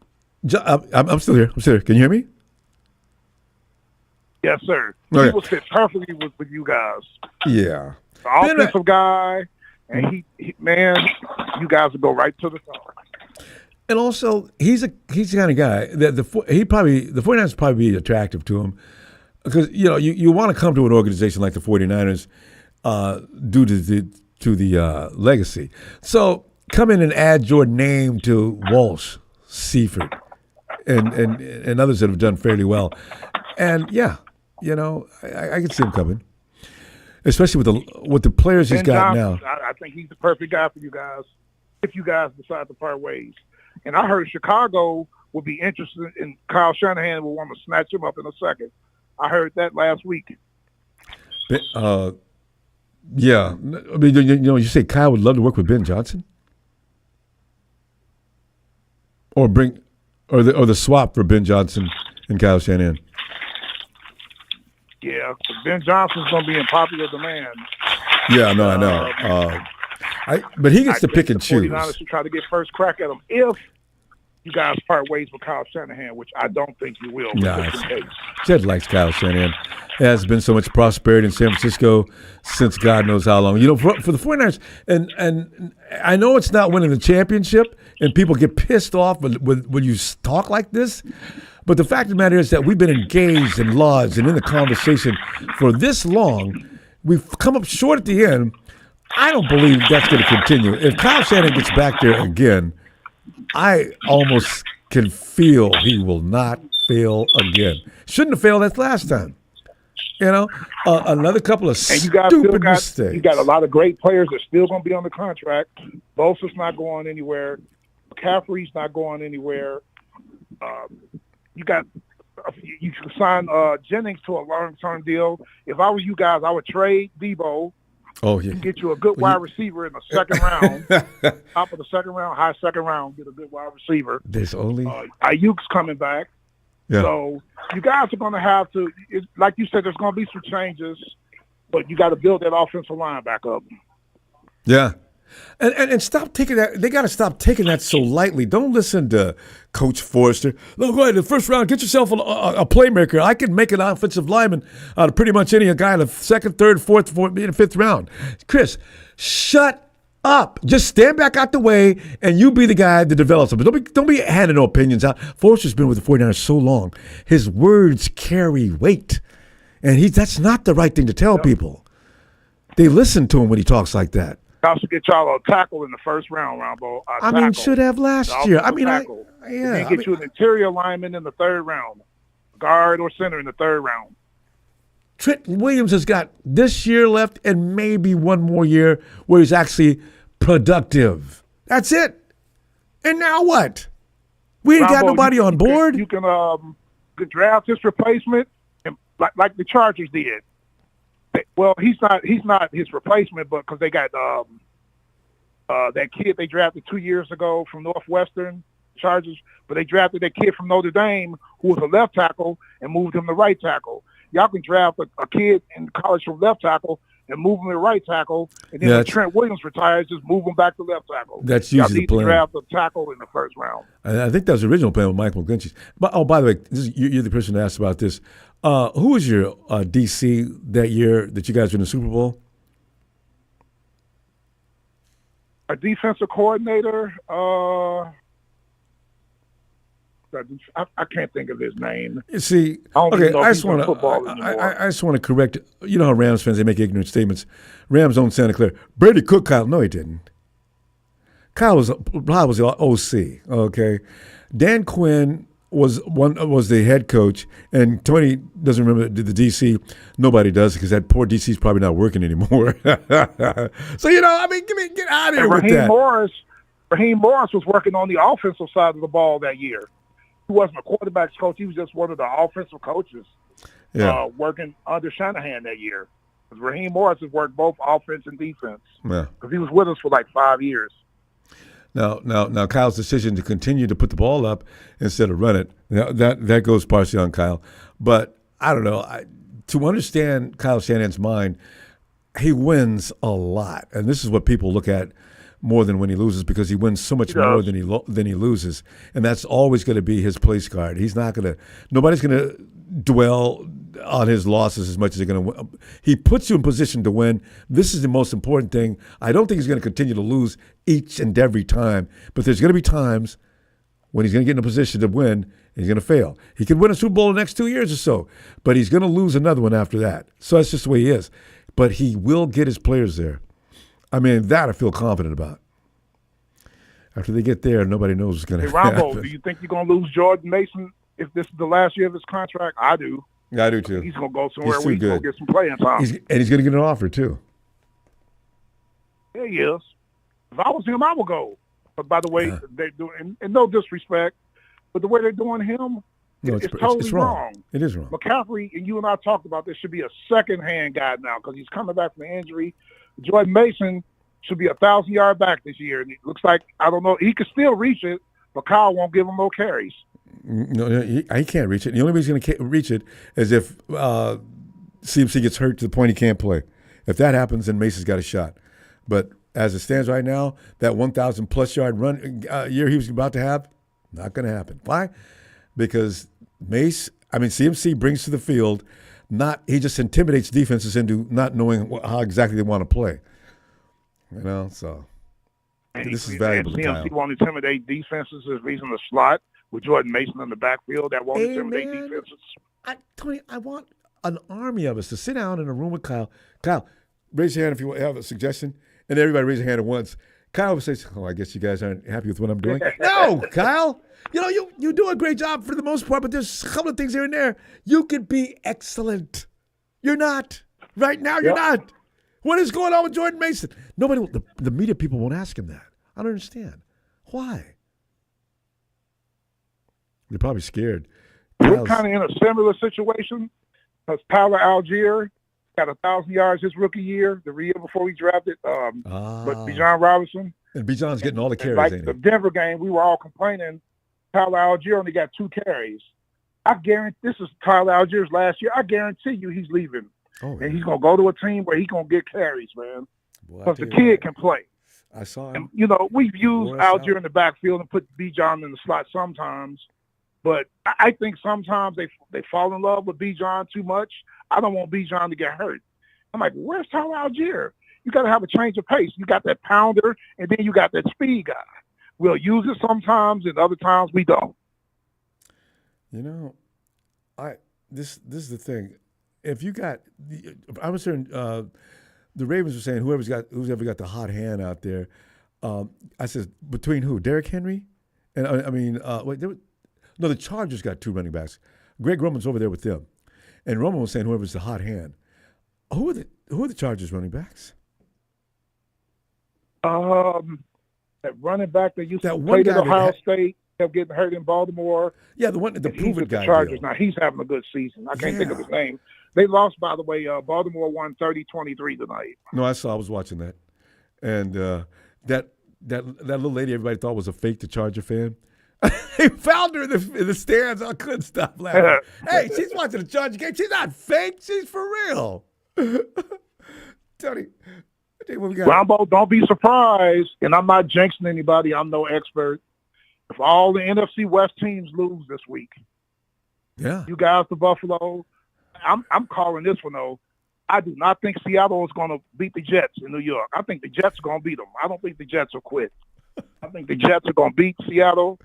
I think let's see, Arizona plays at Minnesota. I think Minnesota's going to win. Matter of fact, all the NFC West is on the road. Mm-hmm. And don't be surprised if New Orleans beats the Rams. The Rams are a 2.5-point favorite. So Kamara, don't forget, New Orleans can score points. I know. Kamara and then all of them are back. Tony, I mean, I'm loving it. We got to go. I'm going to see you Friday, Thanksgiving Day. I hope you have a great one. And always a pleasure. All right. Same to you and same to your family and Niner Empire. You guys have a happy Thanksgiving. And we'll continue to pound those Ram trolls. Ram fans, you're losing to New Orleans. You think you're going there to get a win, you're not. Stafford almost threw 2 picks. He didn't throw none. I guarantee you New Orleans going to get some off of them. Oh, yeah. Good night, Ronbo. Good night, Tony. Take care. They wait to see you again. All right. Night. Okay, now see, this is the thing. What I love is, and you guys keep it up, because when you say things about Big Show, even if he wasn't thinking about calling, he changes his mind. So I can say, well, it's a big show. Ooh, it's a big show on tonight. Show. I really wasn't thinking about calling tonight, but who actually mentioned my name? I would like to know, because I was listening all night and I you did hear your name. Didn't hear my name once. Well, no. I mean, the same person that likes to. Oh, Michael did. I'm sorry, Michael did. Michael did earlier. I take that back. I actually did hear him say my name, but that was a shout out to Michael. Yeah. That's and also your favorite guy in mine, 49er Brian. Of course. Yeah. But anyways, Brian loves you. I mean, he just likes to mention your name. I have to piggyback off of where Trez left off, that I agree with him wholeheartedly that changes need to happen. And here's 3 options that I could see happening at the end of this year. Option number 1, Kyle Shanahan and the San Francisco 49ers can agree to mutually part ways with each other. Because let's be honest with ourselves, Kyle looks burnt out and exhausted. And I think he's finally starting to realize that maybe he just can't get it done here. Granted, there is 2 years left on his deal, but I really don't think he'll finish out his term here, left on his contract. Option number 2, trade him, as Papa Dragons pointed out earlier in the year. And option number 3, the season, the way it's going right now, which is more likely going to look like we're going to be losing the rest of the way, Jed just decides to man up and dismiss him. Jed's got enough FU money to throw around and really doesn't care if he has to pay the coach or not what's left on his contract. But I think option number 1 and option number 2 are the first and foremost things that I think are likely to happen. That's as opposed to firing him, because that would look better for the team if they'd agreed to mutually part ways, which is what we did with Harbaugh. We didn't fire Harbaugh. If you remember back in the day, they just agreed to part ways with each other. Yeah. So I'm glad you brought that up. What was the name of that wide receiver that we were trading for? I didn't know much about him at that time. I just knew he was really tearing it up in Cleveland. He loved to smoke weed to death, and that was his problem. What was that? Was that during the Harbaugh years? Yeah. That's what he was tearing up in Cleveland. I mean, he was winning games by himself. What was that dude's name? He's out of the league now. Oh, you're gonna bug me now with that. Yeah. I'm gonna go. I meant to go look it up. I meant to go look it up the other day. Damn you, Ronbo. I know this stuff too. You know like what I'm that's talking gonna about. bug me now. You're gonna keep me up all night now. Like, no, you can Google it. Just look out. Just wide receiver that played for the Cleveland Browns that had a weed habit. Yeah, I'll look it up. I'll have to Google Josh it Gordon. later. Thanks, Salvador. I know. There you go, Josh Gordon. Josh Gordon. Yeah. Salvador Barisca. Yeah, we were trading for Josh Gordon, and at first I looked at who that. Oh, hey. Isn't it that dude that's been kicking major? I mean, the dude is off the track hook. I actually entertained the thought for a second. I said, no, that. Yeah, I did too, because he was in his prime. He was in his prime at the time, but then again, weed tends to slow you down when you're playing NFL football, and it slows your motor down. I don't know. Well, yeah, and you need your motor. Yeah, you need your motor during season, during the regular season. Don't do it, but after the season, go ahead, roll. I don't care. But anyways, Tony brought up Ben Johnson tonight, and I wholeheartedly agree with him that I think this would be the number one destination for him because we're a very attractive organization, and we're not a piss poorly ran organization like the Jets or other vacant head coaching positions like the Giants and possibly Minnesota later on. And the Niners would be the number one destination, I think, for him. And another name people have to look out for, should we agree to part ways with Shanahan, is Joe Brady, whom will be facing this coming Sunday, the offensive coordinator for the Bills. That's another name to look out for as a potential Kyle Shanahan. Do we really want an OC to be the head coach again? I mean, absolutely, you do. I don't really like defensive-minded coaches because they tend to not work out too well. They're boring. They don't usually have a creative offense. They rely way too heavily on their offensive coordinators, and that's why they get plucked a lot from their coaching tree. But the defense always looks good, though. Yeah, for sure. But yeah, we need a dramatic shift to happen next year because it's not going to look pretty next year either. I don't know what you're smoking, thinking it's going to be okay next year because this whole team is going to look totally different. Please do. I would love some, even though I don't smoke. It's not going to look pretty the next 2 years coming up. Like, we're in a total rebuild mode, like I had told you in the beginning of the season, and everyone thought I was crazy. Oh, no, it's not a rebuild mode. What are you talking about? Hello. Yes, it is. That's what happens when you lose a Super Bowl. Your players are getting older. Injuries? I don't know if they really would have been. No, injuries. It didn't look like that before. That's an excuse. These players are getting older. They've been with us way too long, and they don't have any more hunger in them left at all. Like, and it's showing. Once you paid everybody, the hunger just disappeared. They got too complacent. They got too comfortable. Yeah, Debo's running fashion shows out of his house. I mean, that is interesting though. He's on Up and Adams. He's on Up and Adams more than any other player that I know. I don't know why. And then he does his own on top of it. So yeah, that nobody watches. Debo's I tell you what, I think you could be relieved to hear when we do hear. I think Debo gets traded this season though.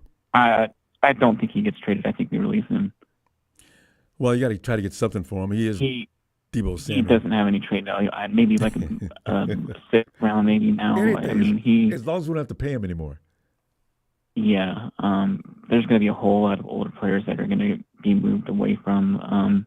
Trent Williams has been playing subpar this entire season. Like, he's not playing up to his Pro Bowl ever status anymore. He's getting older. Yeah. His body's breaking down. It's clearly showing. Your medical practice is open now. Listen. You're scaring me with all this doom and gloom. I want to know that if my team gets rest this offseason, and I got a feeling they're going to come back stronger. They're not going to. No. If you keep this core team together, we're losing again. Period, point blank. Show cooking right now, Ronbo. He's cooking. Let him cook. Thank you, Trez. Show's out of time. Joe, Trez, are you still there? Trez, are you still there? No, he's not. Show, we're out of time. I was going to tell Trez. I'm still here, so go ahead. Trez, bring back the brown paper bag, please. It's time, man. It really is, because we're heading that way. You guys. Let me get one in. Let me get one in real quick. Ronbo, I want you to answer this.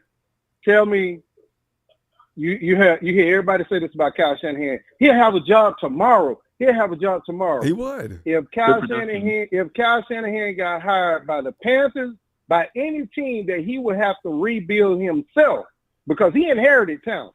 If he would have to rebuild that team himself, he would be shown up for the fraud he really is. He couldn't do it. Wait, whoa. I got to push back on that. Shanahan came to San Francisco, and he didn't have diddly squat. And you know it. I know it. Everybody knows it. He brought a bunch of guys in, and none of them are here now, and they built that team, him and John Lynch. Remember the phrase brick by brick? It was real. They built that house. Was it Kyle Shanahan? See, this is what we get confused, Ronbo. And I was gonna say, and what's his name from Denver? Let's get a staff credit. You had John Lynch, right? You had Kyle Shanahan, right? And you had his defensive coordinator. Okay, you had his help, Josh McDaniels down there in what's called. You had D'Amico up under what's called. So it was a collective group. You left out the key name. That pulled together. You left the key name out too.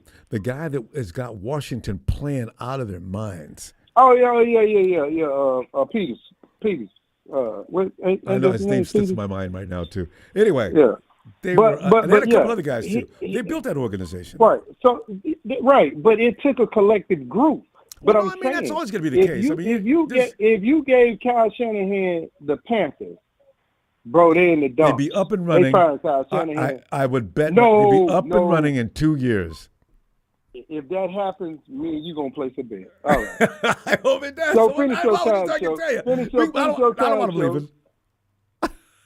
I'm sticking by my guns. I don't want to see Shanahan leave to another organization. We need to straighten up. We need to get some players, younger players in there, and we need guys to do their job. And stop paying people. You know what? Next time somebody holds out, no, don't pay him. Tell him he's got to earn it. We're going to put bonuses. Everything he gets done, he gets paid for. Dude, you could make $80 million this year. Here's what we got off. It's laid out for you. Trez, big show. I think we already turned the show off, didn't we? Okay. Guys, production just took over. I guess they thought we were talking nonsense. Anyway, Trez, big show. Let's continue this. Happy Thanksgiving to you guys. And I'll see you later on the week. This was fun. I didn't get any argument because I wasn't talking to nobody but me. Fam, I love you so. Happy Thanksgiving. I was thinking, there's some commitments I can't get out of, but see you Friday, and we're going to talk about the Bills. Thank you for the contributions, fam. Really appreciate it. Thank you. Please don't forget to subscribe. A lot of people do. Trolls, not you. I'm talking about 49er fans, my brethren. Niners!